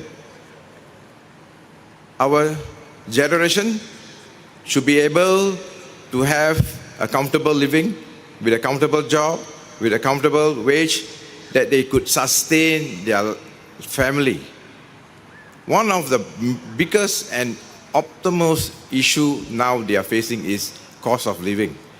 Even the basic necessity, bread and butter, even cost about 5 or 10 years ago in the range of $3 to $4. But I think nowadays you have a breakfast in the range of $5 to $6. On the daily, you have to spend more. But what happened? The wages are not going in tandem with the cost of living. Why? We have been displaced in many industries. Even lately, our foreigners are taking over jobs in the security, and many more years to come. Other jobs other agency has been privatized.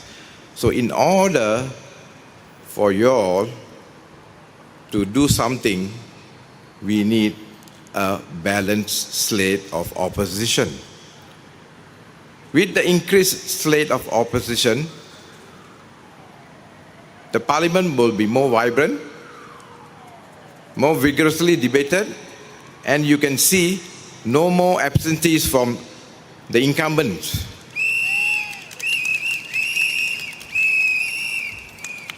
When you start not to put in more opposition, that is what is happening now. But in this May, I believe that more opposition will be elected into parliament this time around.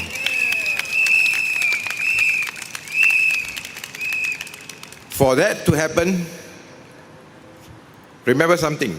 Opposition candidates who are elected into parliament, they only can do one thing. They can influence the policies. Remember, we have restriction. The only thing that you can do now is to increase the 1/3. Deny them we need to increase our 1/3 representation of opposition candidate in parliament. When you are not going to do that, don't every day complain, today, tomorrow, years to come, because it is your duty on 3rd of May to cross wherever possible, across in the opposition ward. the only thing the opposition can showcase is only the town council issues. We can run the town council. Who said no? But we have been put into so many difficulties. But remember, keep an open mindset.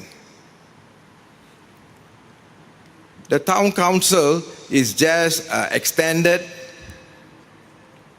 arm of what has happened when they privatized HDB. But today, what happened?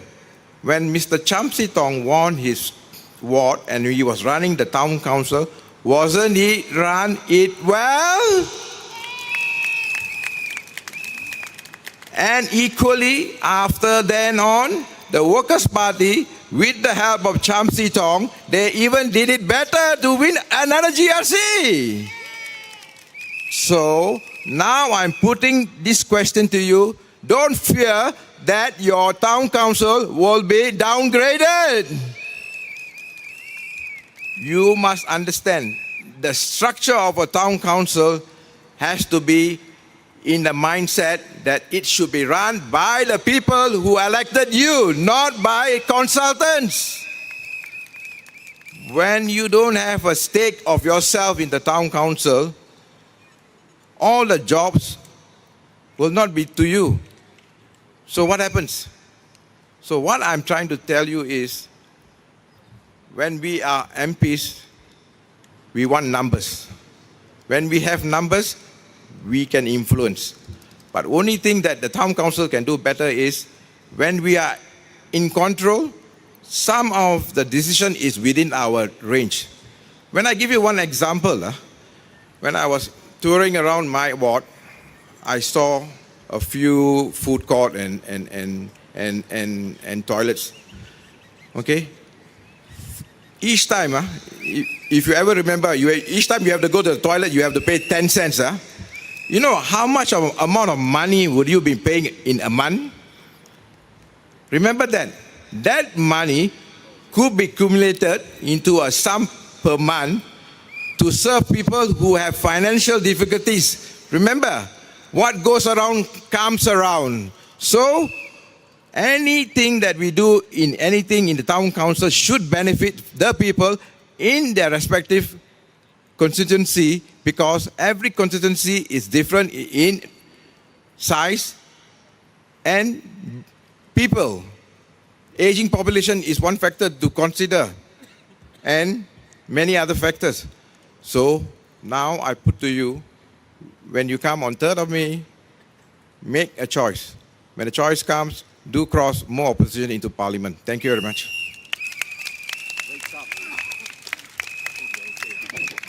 All right, so that was Mr. Kumar, a short one on that, and it was a rousing speech, short and arousing. My next speaker is actually Singapore's only human rights academic and fellow from the University of York, England, and people know who she is roughly. You see, I can see her, the whistles coming similar, the tune to her name. So my teammate at Tanjong Pagar GRC standing with me this time round, and hope we get elected. Without much, I would like to introduce Han Hui Hui.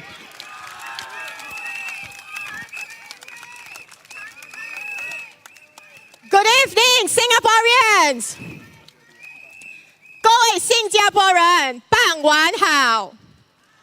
我的名字是韩慧慧，弄的韩慧慧，韩海南人，家己人。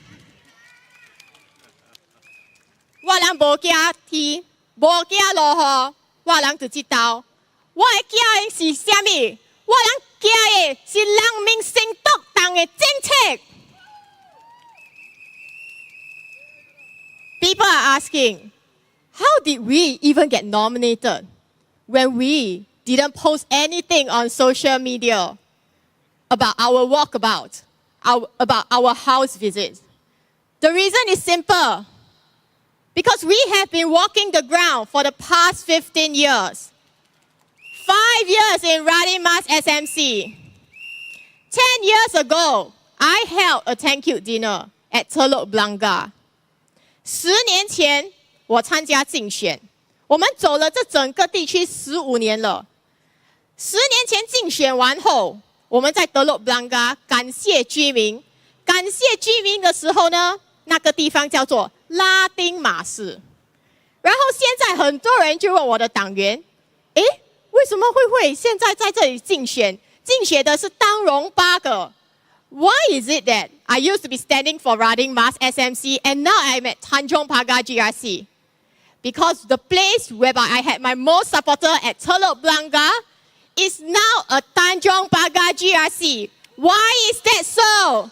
Because of gerrymandering by the government, by the luring political party that has been there for more than 60 years. They have won the seat here. We know this is a stronghold. Tanjong Pagar GRC is the stronghold of the PAP. We know it is not an easy fight. But if we don't take the first step, who will? 大荣八个拉丁马市，他们讲是行动党已经当选超过60年了。新加坡还没有独立，他们就已经当选了。这样子，我们来这里是不是找死？这个地方这么难，为什么还要参加竞选呢？如果一个东西很难的话，我们就不要，我们就放弃。这样子，新加坡人怎样会被唤醒 ？If there is a walkover at Tanjong Pagar GRC at Rading Mas SMC, the voters will never vote. They don't even know that they have the right to vote. All Singaporeans should have the right to vote, and there should be no walkovers. My name is Han Hui Hui, and what does 3H stand for? First stage, housing. Repeat 3 times. Housing. Housing. Housing. 第一个 H 就是我们的房屋，我们的主屋。And people are saying, what's your solution? We can provide a solution now. In the year 2020, it was published in Singapore Parliament that the government spent $2 billion on land costs and $1.5 billion on construction costs. 2020年，新加坡政府他们在国会里面发出来的文告是讲说，我们建这个公共主屋，它的地皮，它卖了20亿。可是建的钱是多少？建的钱是15亿。This means land costs make up 57% of the cost of our HDB. 卖土地的价钱是57%，这是2020年。可是土地不是新加坡人的吗？ Shouldn't the land belong to Singaporean? In the year 2022, 2 years later, 2年后，在2022年，他们又在国会讲说，他们把地皮变成32亿，而工程的钱是多少？工程的钱变成20亿，这样子地皮是算多少钱？增加了5%，变成差不多62%。So 2 years later, they increase the land cost and say, oh, land cost is expensive. How much is it? $3.2 billion. And what is the construction cost? $2 billion. It has increased 5% to 62% going to land costs within 2 years. So what is the solution? The solution that we are going to provide is that if you, Tanjong Pagar residents, vote for my team and I, Han Hui Hui, we will enter the parliament, we will speak up for you. We will tell the people, we will tell the members of parliament, we will tell all the people sitting in there that we want land costs to be reduced. The PAP has published, they do not want to increase the land costs. Did they? No, they didn't. In fact, they say that they are going to continue to increase the land costs because they say otherwise they will sell the land to other private companies. Come on, land for Singaporeans, houses for Singaporeans. 人民行动党他们有讲说要把土地的皮价格变低吗？没有，他们讲说他们只会越变越贵 ，pay and pay。人民行动党他们讲，他们不止把土地的皮要越卖越贵，他他们讲，如果你不要买的话，他们卖给私人公司。这样子，新加坡人住哪里？新加坡的土地是属于新加坡人的。Vote for our Tanjong Pagar GRC team. Vote for Han Hui Hui and my team. We will enter parliament. We will tell them, you need to stop increasing land costs and gradually reduce. We are not saying that, oh, we are going to scrap everything. Even if we say that it will not be passed in parliament. We have a first world parliament, then we will have debates. But do we have debates about such policies? No. This is why you need to vote for us to speak up inside the parliament so that your voice can be heard. 你们需要把票投给我们，投给韩慧慧，投给我们的党，我们的组员，这样我们才能进入国会，帮你们申冤。你们给他这么多年，超过60年的空头支票，他们以前卖的土地是几乎没有算进去，只是工程的钱，现在越变越贵，你们薪水根本跟不上。You gave them the blank check for more than 60 years. You told them, well, you can just continue to increase the land cost because you voted for them, and that's why they are in power. If you want your voice to be heard, you have to vote for me. Vote for Han Hui Hui and my team so that we can enter parliament to speak up on your housing issue. And our solution is that we will tell them to stop increasing the land cost and to gradually reduce the land cost. What is the second H? Healthcare. Repeat 3 times. Healthcare. Healthcare. Healthcare. 第二个最重要的东西就是我们的医疗保健。看比了安怎看？我人有安尼多钱伫咧公积金内面，安怎袂使动袂使用？唔是我人的钱吗？The Singapore government has collected a lot of money from our MediShield Life, from our MediShield Fund. And people are saying, so what is your solution? From the year 2016 to the year 2019, the government has collected $8 billion from our MediShield Fund. This $8 billion, the government said it is not enough. Why is it not enough? Because they paid $3.5 billion as payout. So what about the $4.5 billion? They say they need to keep. Keep for who? The future generation. If Singaporeans are dying because they can't pay for their medical bill, they are not even alive anymore, what future generation are you talking about? The PAP? 人家讲，你们讲医药不好，你们讲新加坡的医疗保健不好，为什么呢？那这样子，你们有什么政策？你们有什么方案？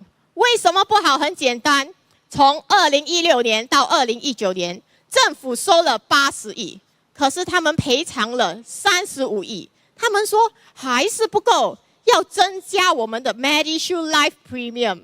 这个 MediShield Life Premium 增加了，可是你要记住，80亿还了35亿，你还有45亿，这个钱在哪里？他讲要留给后代，后代可以用。如果老人看病已经没有钱还医药费了，人家已经不活在这个世上，你的后代是谁？ Singaporeans who can't afford medical bills, who are not reproducing, our TFR is way below 1. TFR for Chinese Singaporeans is even worse. What future generation is the PAP talking about? Are they talking nonsense? 那是我人爱空卡桥了，我袂使用我人的钱，我人的钱除了迄刀安尼做，袂使用安尼款，人民会使做啥物？那是你把你的票投给我人会使立刻改问，会使卖起价无？如果你把你的票投给我韩慧慧，投给我和我的党，我们可以进入国会，帮你申冤，讲说。医药费所拿到的钱已经超过了，我们不可以再增加所谓的 MediShield Life Premium 了，而且还不要紧，这个 MediShield Life Premium 是越老越贵，老人都没有工作，看医生没有钱，你还要增加他的钱，你良心就多了。这个是无良心的政府，这种政府，如果他们没有良心 ，if they don't have the conscience, the compassion for our fellow Singaporeans, for our elderly who are suffering, then what about the future generation that they so-called care about? They don't care. Because if they care, they will think of policy to increase our total fertility rate. The Tanjong Pagar MPs inside the parliament say that nobody is giving birth because it's the tiger year, the dragon year, or whatever. But they never take the blame because they are an irresponsible government with no accountability. 没有负责任的政府。他们怪老虎年，怪龙年，却没有怪他们自己人民行动党的政策。把票投给我们，我们进入国会，跟他讲医疗保健所收的费用不可以再增加了。然后慢慢的，我们要把钱让人民可以用，因为他得到的钱已经多于他所付的赔偿了。Vote us, vote for Han Hui Hui, vote for us into parliament so that we can speak up for you and your grievances to stop increasing Medishield life premium and gradually decrease. It will not decrease overnight because we have to debate about it in parliament. And we can only voice out and debate about it inside the parliament if you vote for us. What is the third H? Third H is human rights. Repeat 3 times. Human rights. Human rights. Human rights. And the first right is our children's rights. Because they say they care about the future generation. They care about the future generation so much that there are so many children being bullied in school. Why are children bullied in school? People will say, what statistic are you going to talk about? Well, do you know that the Minister of Education, none other than Tanjong Pagar GRC MP, Minister, mentioned in Parliament that last year, he has his report card. For the past 5 years, you guys voted for him. Tanjong Pagar residents voted for him. And in the past 5 years, he mentioned in Parliament, his report card is that only 6% of students from low-income families manage to have their children get into DSA, Direct School Admission. 所以丹戎巴葛的居民5年前他们投票投给了行动党的部长，行动党的教育部长。然后他的报告卡拿的是什么？他的报告卡在过去的5年，他得到的是6%的低收入家庭有办法把孩子养成精英类。Is this a meritocracy that the PAP brags about? Because it is a failure. 94% are wealthy, rich children of their own kind of elites. What about us? What about average Singaporeans? What about the low income? We make up only 6%. 低收入的小孩只有6%可以进入好的学校。那解决方案是什么？ It's very simple.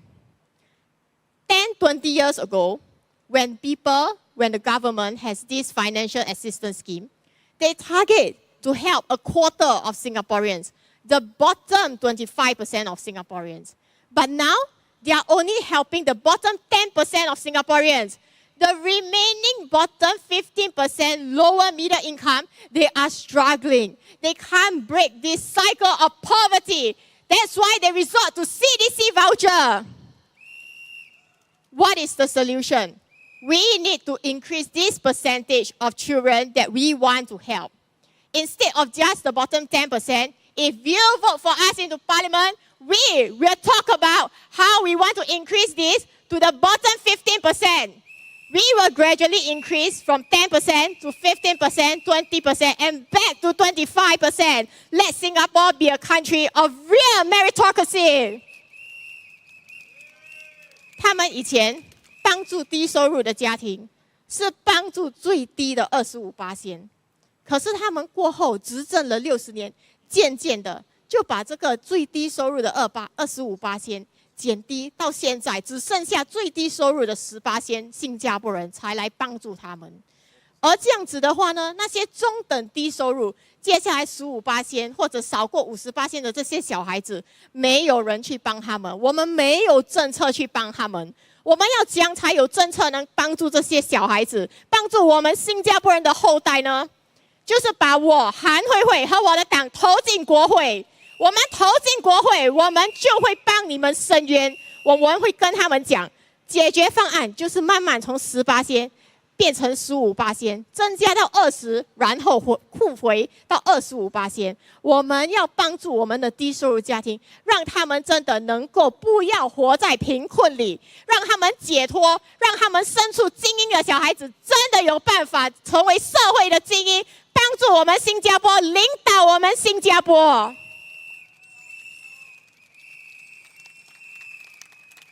And then, back to the bullying. There are a lot of bullying in education. And where did these children learn their bullying from? Children learn the best from their parents. And why is it so?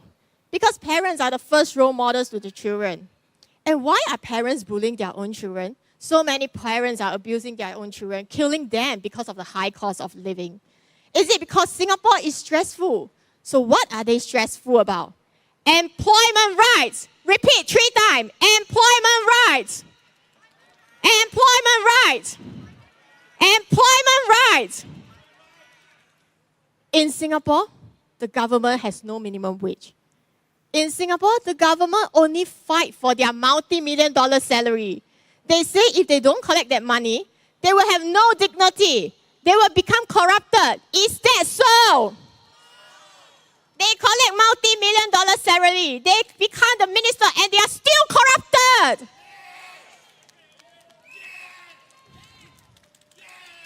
They 们讲说，他们的薪水很高，可是因为他们需要尊严，所以我们普通新加坡人就不需要尊严吗？他讲说，如果他没有拿这样高的薪水，他就会变成贪污。你变成贪污是因为你品德有问题。你会偷较歹，你会偷那粒罪是你的代志。你咪讲哦，你无好我钱啊，我就会贪污。你根本就是一个想要贪污的人。Because the rod is on the top, the rod is at the top. They care about their multi-million-dollar salary, so they will go into parliament and only fight for themselves. They don't fight for Singaporeans. They say they care about cleaners, and they only pick cleaner out of so many jobs. Take, for example, a petrol station, a pump attendant. 10 years ago, the salary was about 1,500 to 2,000. 10 years later today, the salary is still 1,500 to 2,000. Why is that so? Because no one in parliament talks about it, and no one pick it out, and no one voice it out in Singapore's parliament. So you need to vote for me so that I will speak up in parliament to talk about all the low-income jobs in Singapore. You need to vote for Han Hui Hui. Vote for me and my team so that we can talk about it in Singapore. That there are so many low-income jobs that are way below 3,000. It's not just cleaner. Don't always pick a 1K story and then say, oh, look, we are a good government. No, you are not. People are suffering, and that's why you are using CDC voucher, $1 grocery to buy votes. 10年前，打油站的油工薪水1500到2000。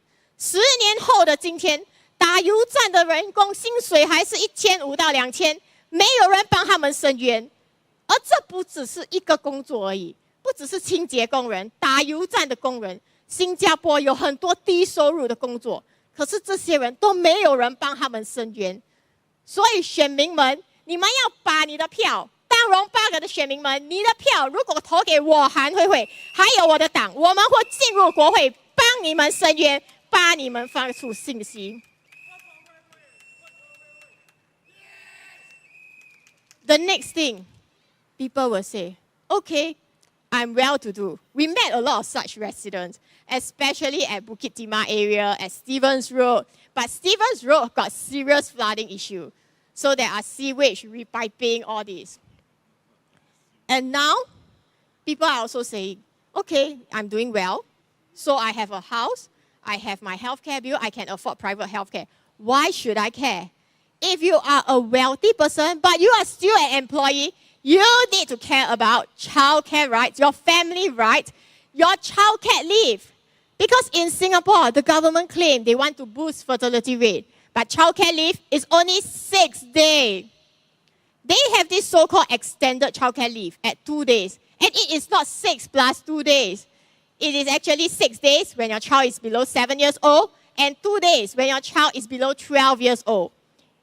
A lot of people have this misconception that this childcare leave is per child. No, it is per family.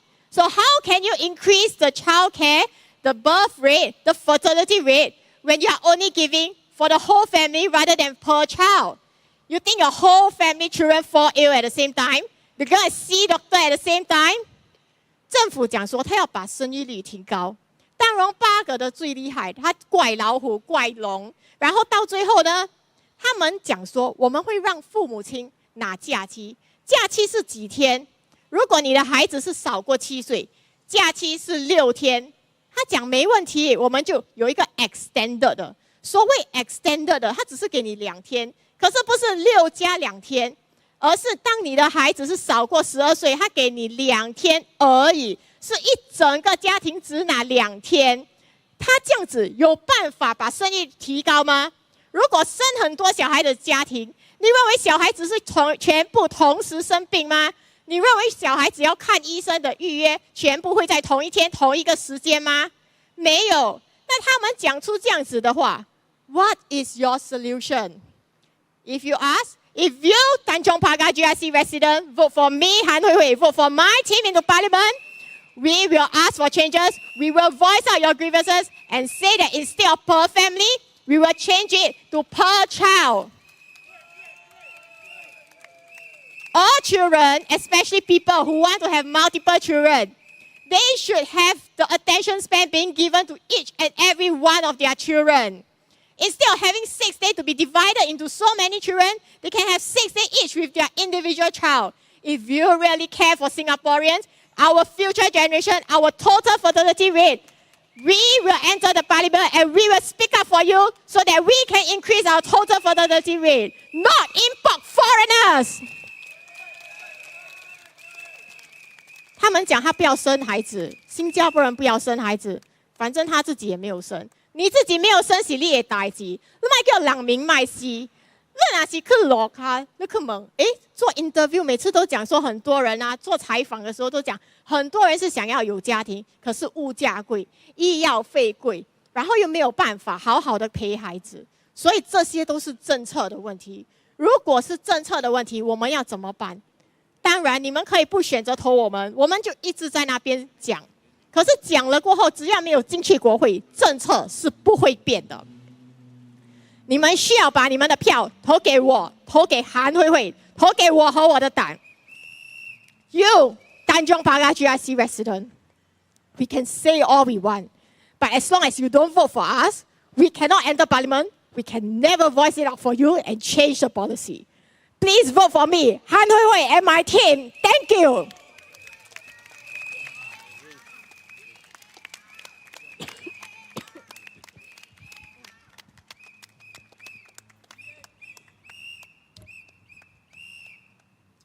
All right, you heard Han Hui Hui, you heard rest of the speakers, and you have heard me intermittently speak.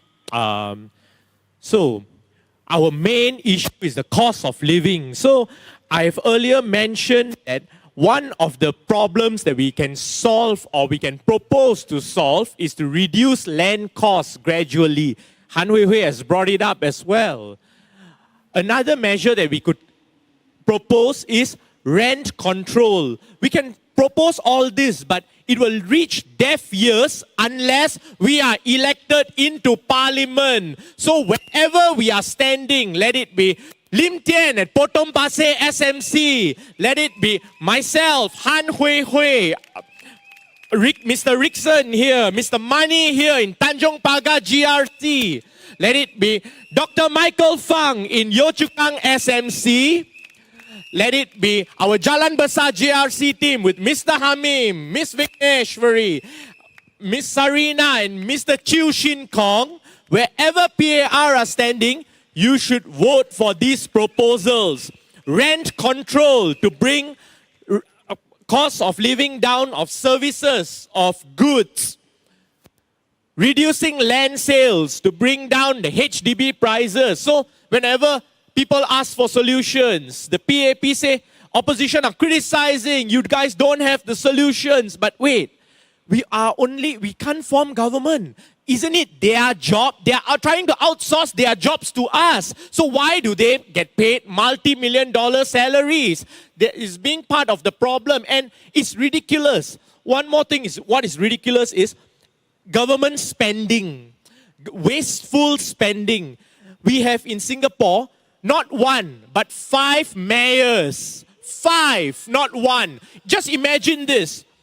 New York City, you have got 1 mayor. The City of London, you have got 1 mayor. In Singapore, uniquely Singapore, we have got 5. And who are paying for them? It's taxpayers. So, whenever everyone speaks about election time and handouts and goodies and whatnot, remember, I would like to quote a former British Prime Minister, the late, great Margaret Thatcher. There is no such thing as free money. There is no such thing as public money. There is only taxpayers' money. The money has got to come from somewhere, and it comes from every one of us. We pay income taxes. We pay road taxes, ERP, and in the past few years, we've not just paid GST, but we paid increased GST, which has caused cost of living, which has caused high cost of living, which has caused the basic essentials of food, water, electricity, mobile, internet to go up. So we do pay taxes. We pay a lot of hidden taxes. For example, people need to move around. Let's say buy a car. We pay, it brings me back to Trump tariffs. They're always speaking about fear factor. It is not new, For this election is the Trump tariff. This has been going on since 2001. The September 11 attacks, they were like, global terrorism. We need to have safety. Vote PAP. No. Then it was in 2006. They did it again. The same old story of if you vote opposition, your town councils will become slums. And they started to point arrows back then in Potong Pasir, at Hougang. And, this is funny.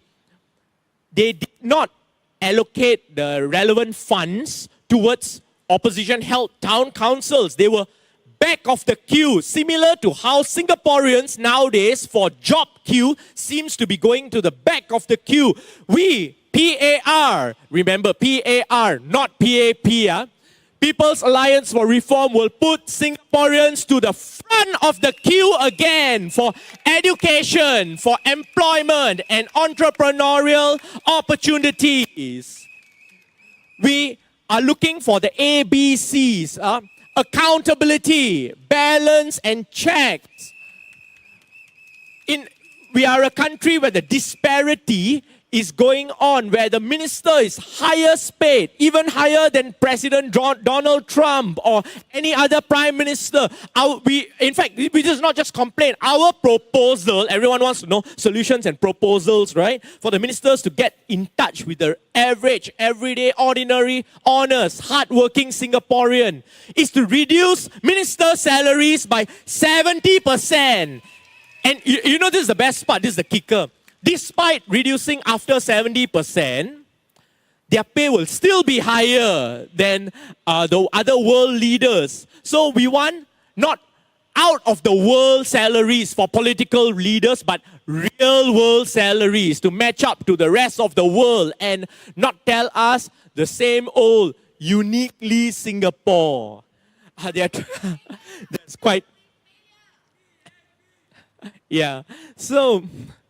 with all that, and of course we do have solutions, but most of our proposals and solutions would reach deaf ears if we are not elected. The only platform we have here to hold the government accountable, or to hold the PAP accountable, is this campaign period in these 10 days. But that is not enough. We need to hold them accountable day in, day out. 5 years through parliament term. And, PAP MPs, I wonder how do they keep up? They have full-time jobs, high-paying jobs. Then they have evening meet the people session. For example, why I keep on proposing or emphasizing for MPs who have a income or allowance of about 13,500 or 14,000 thereabout to be full-time MPs is not every one of their constituents work office hours or similar hours to the MPs where they can meet the MPs in the evening. What about people who don't get to meet their MPs, such as shift workers? Apparently, these are the people who are being let down and forgotten and left behind no longer.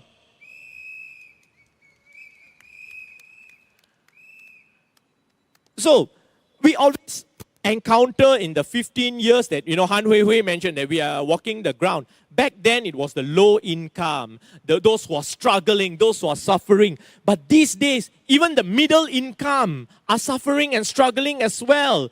The average median pay is about between 4,000 to 5,000, and that is including CPF. So imagine 50% of people are earning lower than this, yet part-time MPs are earning 14,500 on top of that, and 14,500. So this is the disparity. A part-time MPs earning close to 3 times of median average income, while they still have full-time jobs. And then there are MPs who are mayors. So I have no idea what do they do, and why don't we have just one mayor? Why do we have 5? I'm puzzled. And a list of myriad of things that I'm confused and puzzled about, all right?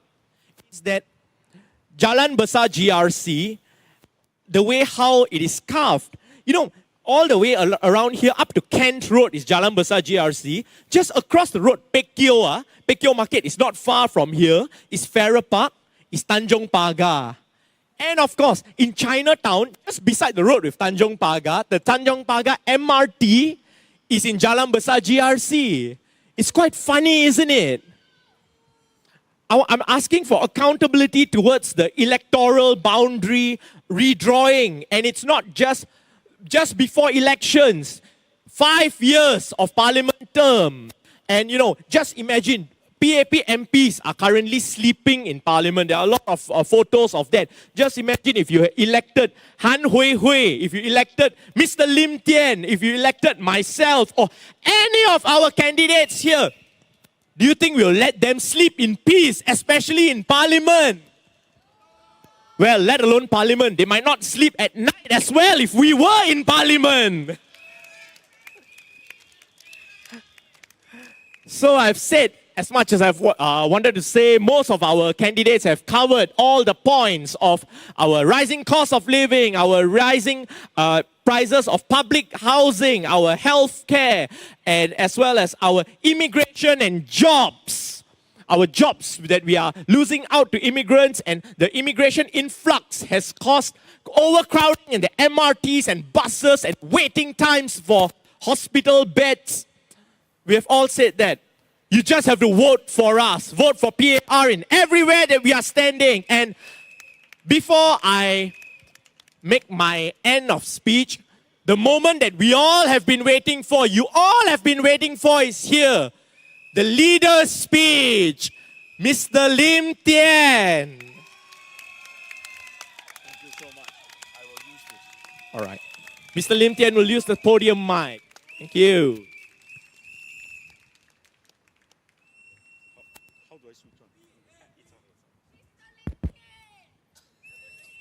Ladies and gentlemen, very good evening to all of you. Thank you so much for coming tonight and attending this rally. I am Lim Tian, the Secretary General of the People's Alliance for Reform. 大家好，晚安。我是林鼎，我也是人民联盟的秘书长，我也是波东巴西的候选人。Now, my colleagues in the party have given you a very good idea of what PAR stands for. All right? And tonight, I want to address you on only 4 issues. Number 1, the cost of living. Number 2, the increasingly unaffordable public housing. Number 3, your job insecurity. And number 4, this invasion by foreign migrants and foreign workers into our country.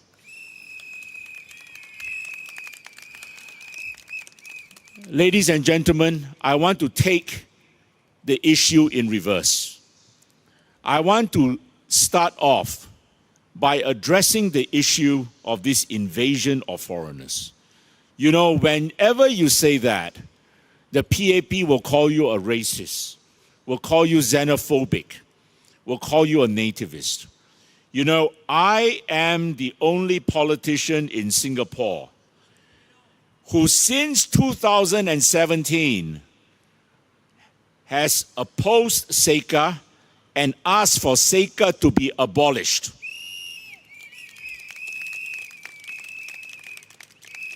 All right? The Workers' Party, the PSP even, might debate against Sekolah in Parliament, but they have never ever said that we must abolish Sekolah.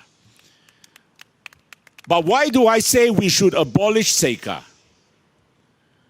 Because Sekolah is a very bad agreement. They say it is a free trade agreement. I say rubbish. It is an agreement that allows Indian workers to come into our land and be employed in 127 professions. And you know, in the last 10 years, since I entered politics, I have spoken to so many Singaporeans with very heart-rending stories. One person told me I have been retrenched 3 times, and each time I have lost my job to an Indian national. Sekolah is not a free trade agreement. Sekolah is a labor arbitrage agreement. Do you know what is the meaning of labor arbitrage? Labor arbitrage means the employer takes advantage of cheaper foreign labor, brings them in, all right, and the higher cost Singaporean worker is displaced or replaced. And that is the sad thing, my fellow Singaporeans.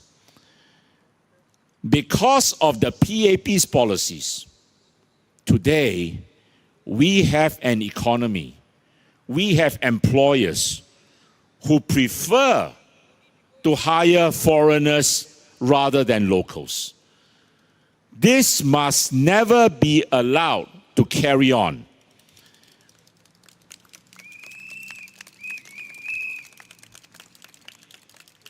You know, a prime minister, a minister, they are elected to represent Singaporeans. They are not elected to serve in the best interest of the foreigner, all right? But what has happened in the last 3 years, 2020 to 2024? Do you know that in the last 3 years, 91.3%, I repeat again, 91.3% of jobs growth has gone to foreigners? Do you believe that? I mean, do we have a ministry of manpower or do we have a ministry of foreign manpower? I mean, if I am Prime Minister and Tan See Leng is my manpower minister, and he tells me in 2022, 88.5% of jobs growth went to foreigners. I think in 2023, 94.5% of jobs growth went to foreigners. And then you combine it with what happened last year, and it averages out to 91.3%. If he gives me the report card, I will sack him on the spot. All right? I will sack him on the spot. Because you are not going to be manpower minister in any government of mine if you do not show a jobs growth of at least 80% for Singaporeans. Yeah, and they'll come out and tell you, oh, but we can't get Singaporeans to work in certain industries. You know, my friends, you know what is the trouble with our economy?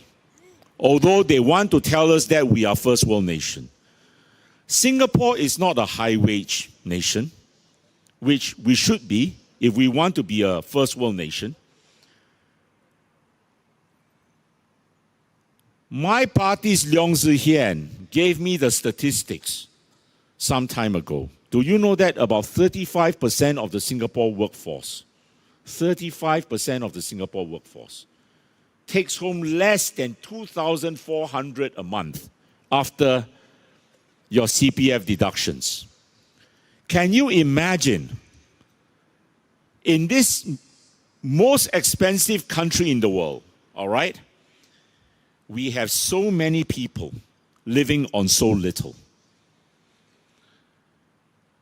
And that is why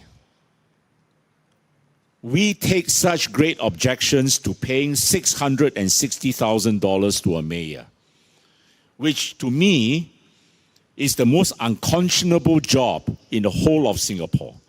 Because like many of you, I really do not know what a mayor does, okay? What does a mayor do to deserve $660,000 a year?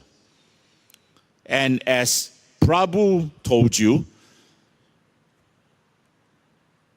we are the only party that has advocated for the Prime Minister's salary to be cut by 70%, all right? And you know the disgraceful thing is, even after you cut his salary by 70%, he's still the world's highest paid leader. All right? My friends, the time has come where we must wipe away what previous PAP leaders like Lee Kuan Yew told us, that our leaders must have pay pegged to the top 10% of private sector income earners. You know why? Because as a result of that, we are not having a normal society anymore, okay? You now have two classes of people, the rich and the powerful, and the not so rich and the not powerful. What is it to the PAP minister if GST is increased by 2%? Do you think it matters to them? But to you and me, all right, it matters, because when your bak chor mee goes from $3.50 to $4 to $4.50 and now $5, that is a huge hit on our income.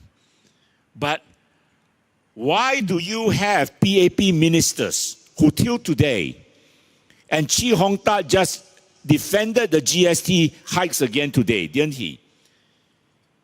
Saying, oh no, the government has taken care of that problem. No, it has not.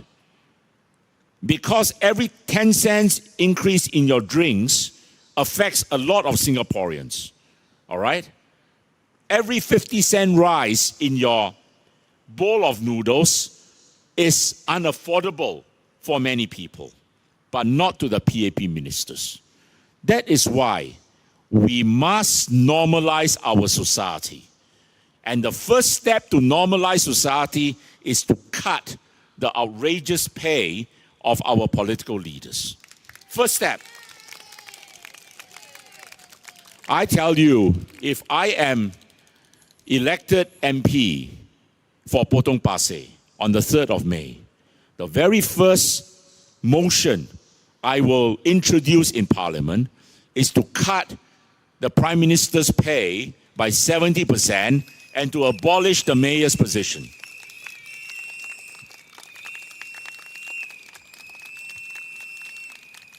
Now, they say we are rebel rousers. We have no solution. But has the PAP even come up with a single solution on how to lower your cost of living over the years? Have they? Your cost of living is a one-way street, isn't it? Just upwards all the time. Yeah? They have no solutions. The only solution they have, my friends, is to give you CDC vouchers, give you some other subsidies. And you know what? They are treating us as beggars. CDC vouchers to me are the equivalent of the American food stamps. When the poor people cannot afford food, they are given food stamps so that they can survive. Now, my friends, you may ask, what solution does PAR have to lower your cost of living? I tell you, the most important proposal we have come out in this election, which no other party dares to propose, is we want free education, free health care, free school meal for every Singaporean child.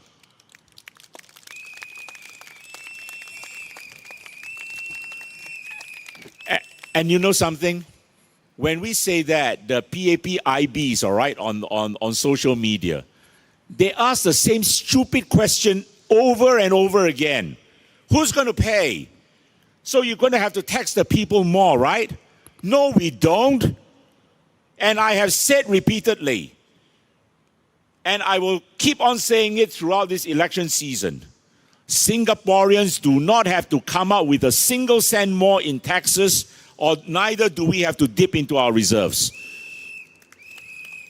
I will tell you how this money is derived. How do we pay for this extra 20 billion which will entitle all Singaporean child up to university? I'm not talking just about primary or secondary or, even A-levels or polytechnic, all right?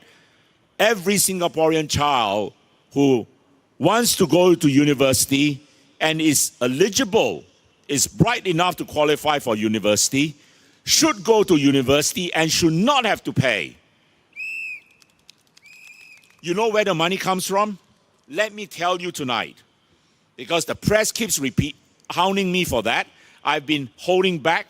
I want to surprise them. Do you know there is a balance of about 13.5 billion every year on your CPF returns? That means what the government earns with your CPF money and what it pays out to you, all right? The 2.5% on your ordinary account, the 4% on your retirement account.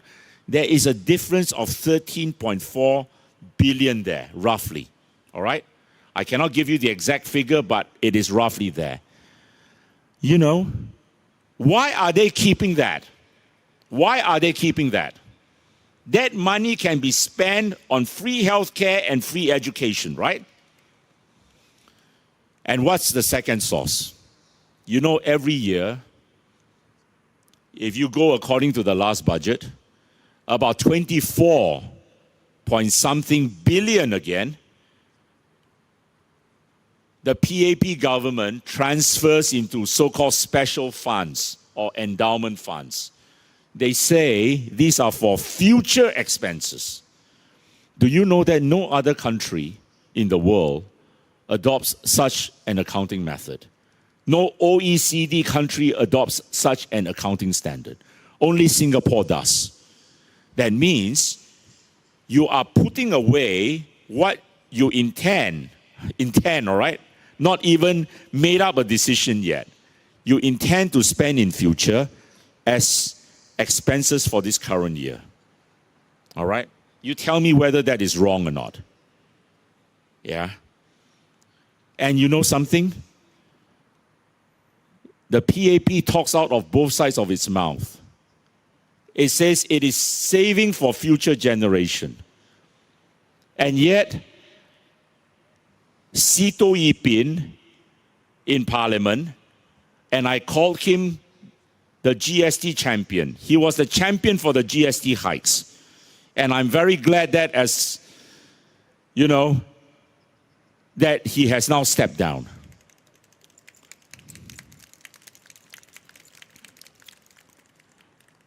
He can say, we save for the future generation.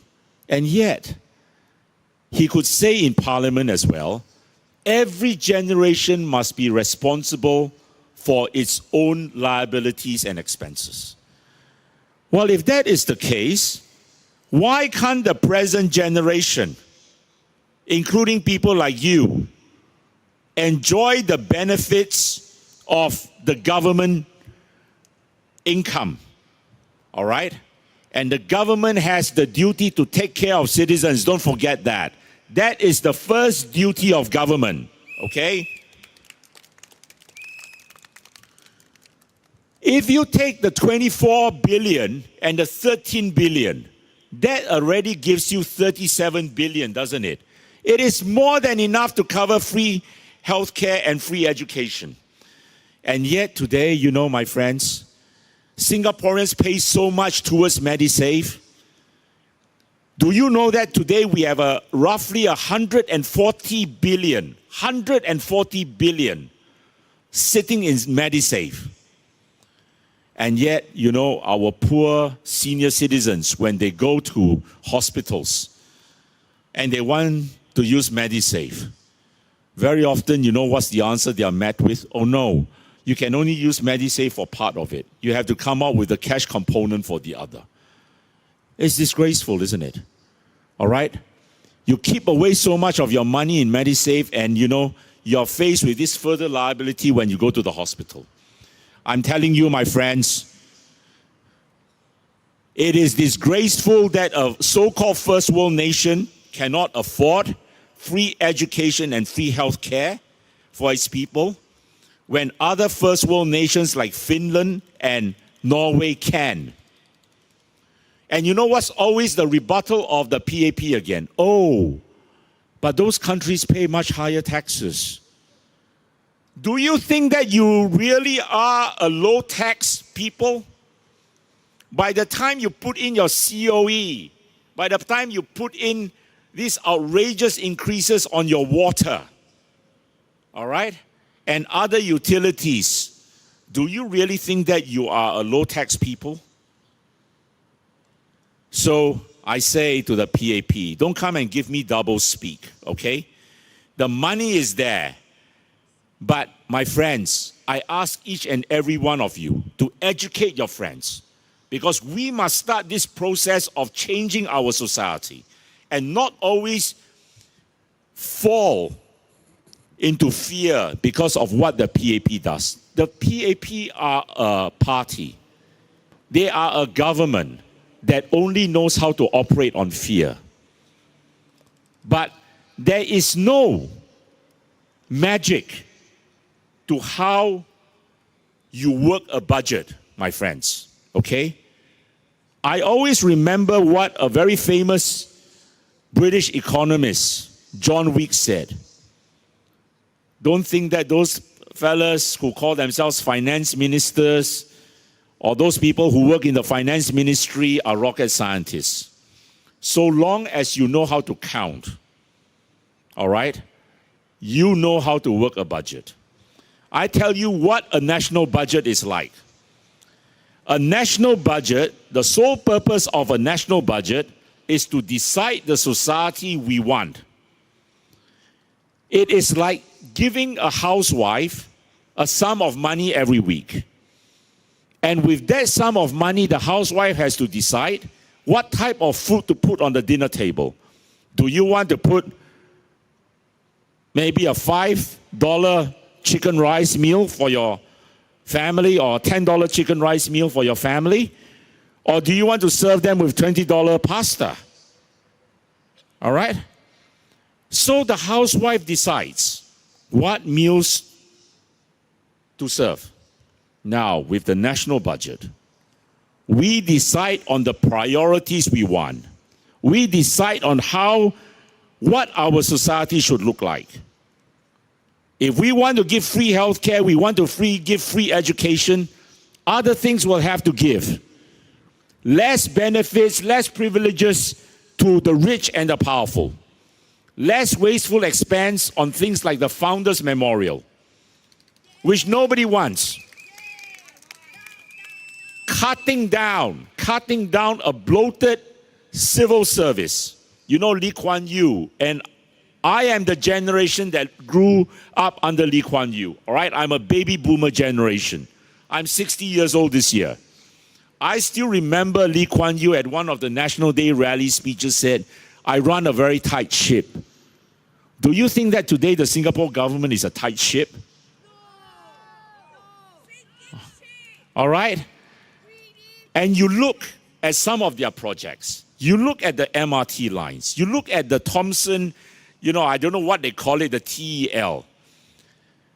Most times when I take it, the trains are empty or, almost empty. And then when I walk into some of the MRT stations, like the one at Bayfront or one of these that is near to Gardens by the Bay or it's Gardens by the Bay, I am shocked at how big those MRT stations are. And they are empty during the day. Are they planning for a 10 million population? Is that the plan? So my friends, I'm telling you, if I am in Parliament, I am going to fight for wasteful government expenditure to be eliminated.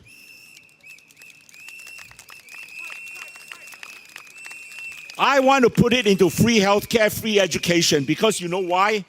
That will lower the cost of living. That will encourage Singaporeans to have more children.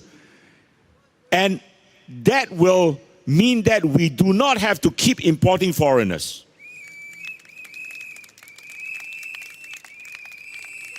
And I say this very honestly to you. I say this very honestly to you tonight. If you ask a Singaporean, and I have asked many Singaporeans, and Singaporeans are a shy people. And they don't like to be labeled racist or xenophobic or nativist. But if you probe further, I'm telling you, my experience is 7 or 8 out of 10 Singaporeans will tell you they are uncomfortable with the number of foreigners in this country. All right? I am not against foreigners. Some of my best friends, my best clients are foreigners. I have lived in many foreign countries. But it is wrong when in 2 generations you introduce so many foreigners into a country that Singaporeans today are looking at you and wondering what you're talking about when you talk about the Singapore identity.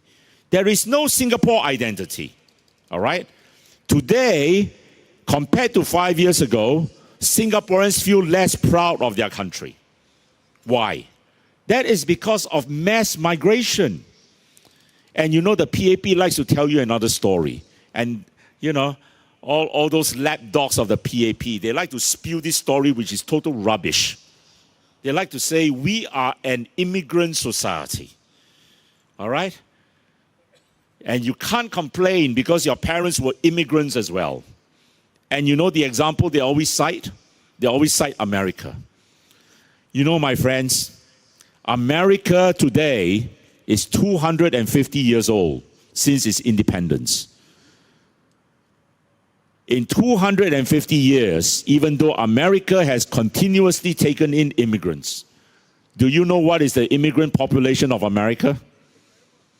It is no more than 8.5%. You compare that to the immigrant population of Singapore, which today is nearing half the population. Nearing half.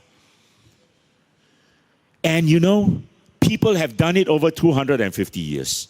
You have done it in a span of maybe about 30 to 35 years. And do you think that that is fair? Why I tell you that is not fair? It is tied to the PAP's economic policies like SECA as well. Because these foreigners come in, they displace or replace Singaporeans.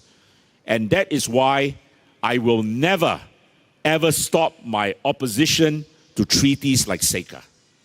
All right?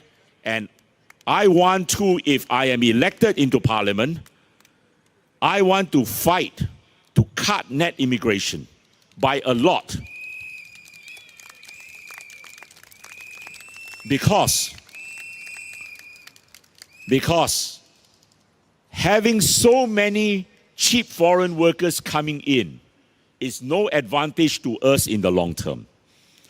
If you want to be a true first world nation, you got to have true first world wages. Not 35% of your workforce earning $2,400 and below after CPF deductions. That is not first world. And then at the same time, you make your country the most expensive in the world. All right? You turbocharge, to use Pritam Singh's words, inflation through GST. You know, Singapore is a small nation. If we are really advanced, all right, our workers can be earning high wages, like the Swiss. We are on par with Switzerland as the most expensive country in the world.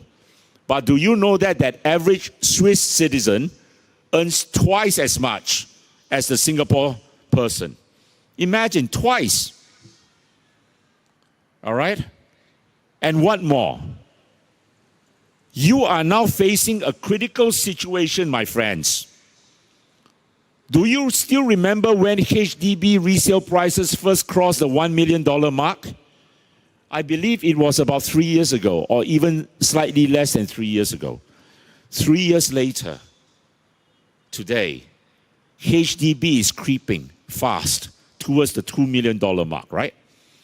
And you know something? When I walk the ground in Potong Pasir, and I go to places like Bidadari and Alkaf, expensive places, not cheap. And I ask the young families there, because that place is full of young families, with children 2-3 years old, some with many with babies. And the fathers tell me, what is their biggest worry? The biggest worry for them is public housing. Because they say, I may be living in this expensive flat now, but I look around me, every resale flat is above $1 million. And I think to myself, how are my children going to afford that? Right? But, my friends, my colleagues have given you a litany of other concerns which our party wants to put forth to the electorate in this election. I am not going to go further tonight, all right? But I want to say this to you. Do you think if you elect another PAP MP, he or she is going to really fight for you? Not a single PAP MP objected to the GST hikes. Not a single one. And so I say to you, in this election, you ask every single PAP candidate, especially the new ones, because we know how the old PAP candidates voted. So it's a bloody waste of time to keep asking them, all right? You ask the new PAP candidates 2 questions. Do you agree with the 2% GST hike? Ask them straight in their face, all right? Because I think their answer will be, yes, we agree, okay? They have to agree because it's their party's policies, right? And then if they say, yes, we agree, then you ask them another question. How are you going to lower my cost of living?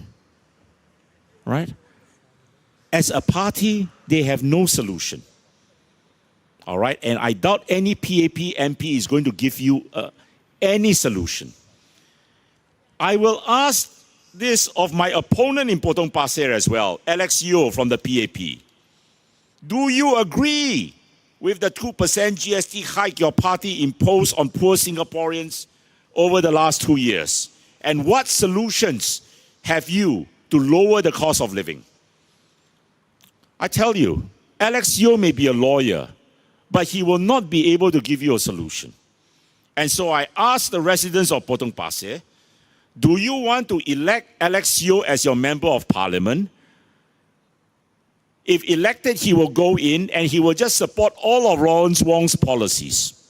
Or do you want to elect Lim Tian, who will go in and be like a tiger and a lion and fight for you?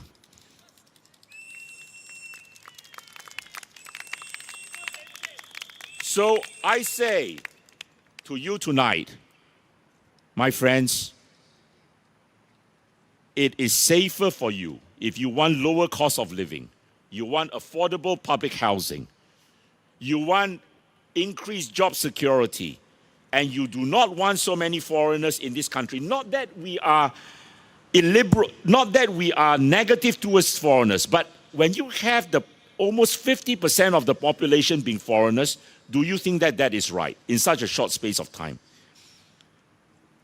Is it not safer for you to vote for the opposition who can speak up for you and fight unjust PAP policies? Thank you very much. Thank you. So I started this event as a rally as your MC for tonight. I end it as your MC for tonight as well. After Mr. Lim Tian's fantastic speech, you heard, you know, those days it used to be voting PAP was the safe choice and voting opposition was risky. These days it seems to be voting PAP is the risky choice and voting opposition is a safe choice. You know, I just look at the PAP's manifesto. MRT trains are breaking down. One good point. They want to study nuclear power. Imagine if you had PAP MPs, all right? They would not object that. But we will.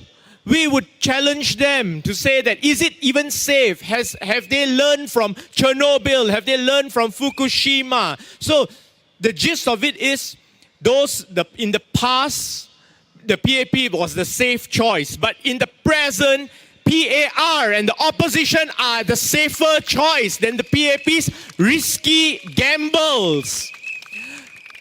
With that all said, before you guys leave, we would like to take a hand-in-hand moment to take a bow to you guys who have braved the weather. It might have rained to come here, yeah? So a good thank you to each and every one of you who attended and follow us on social media and follow us of our individual social media pages. We'll keep you updated. Thank you very much.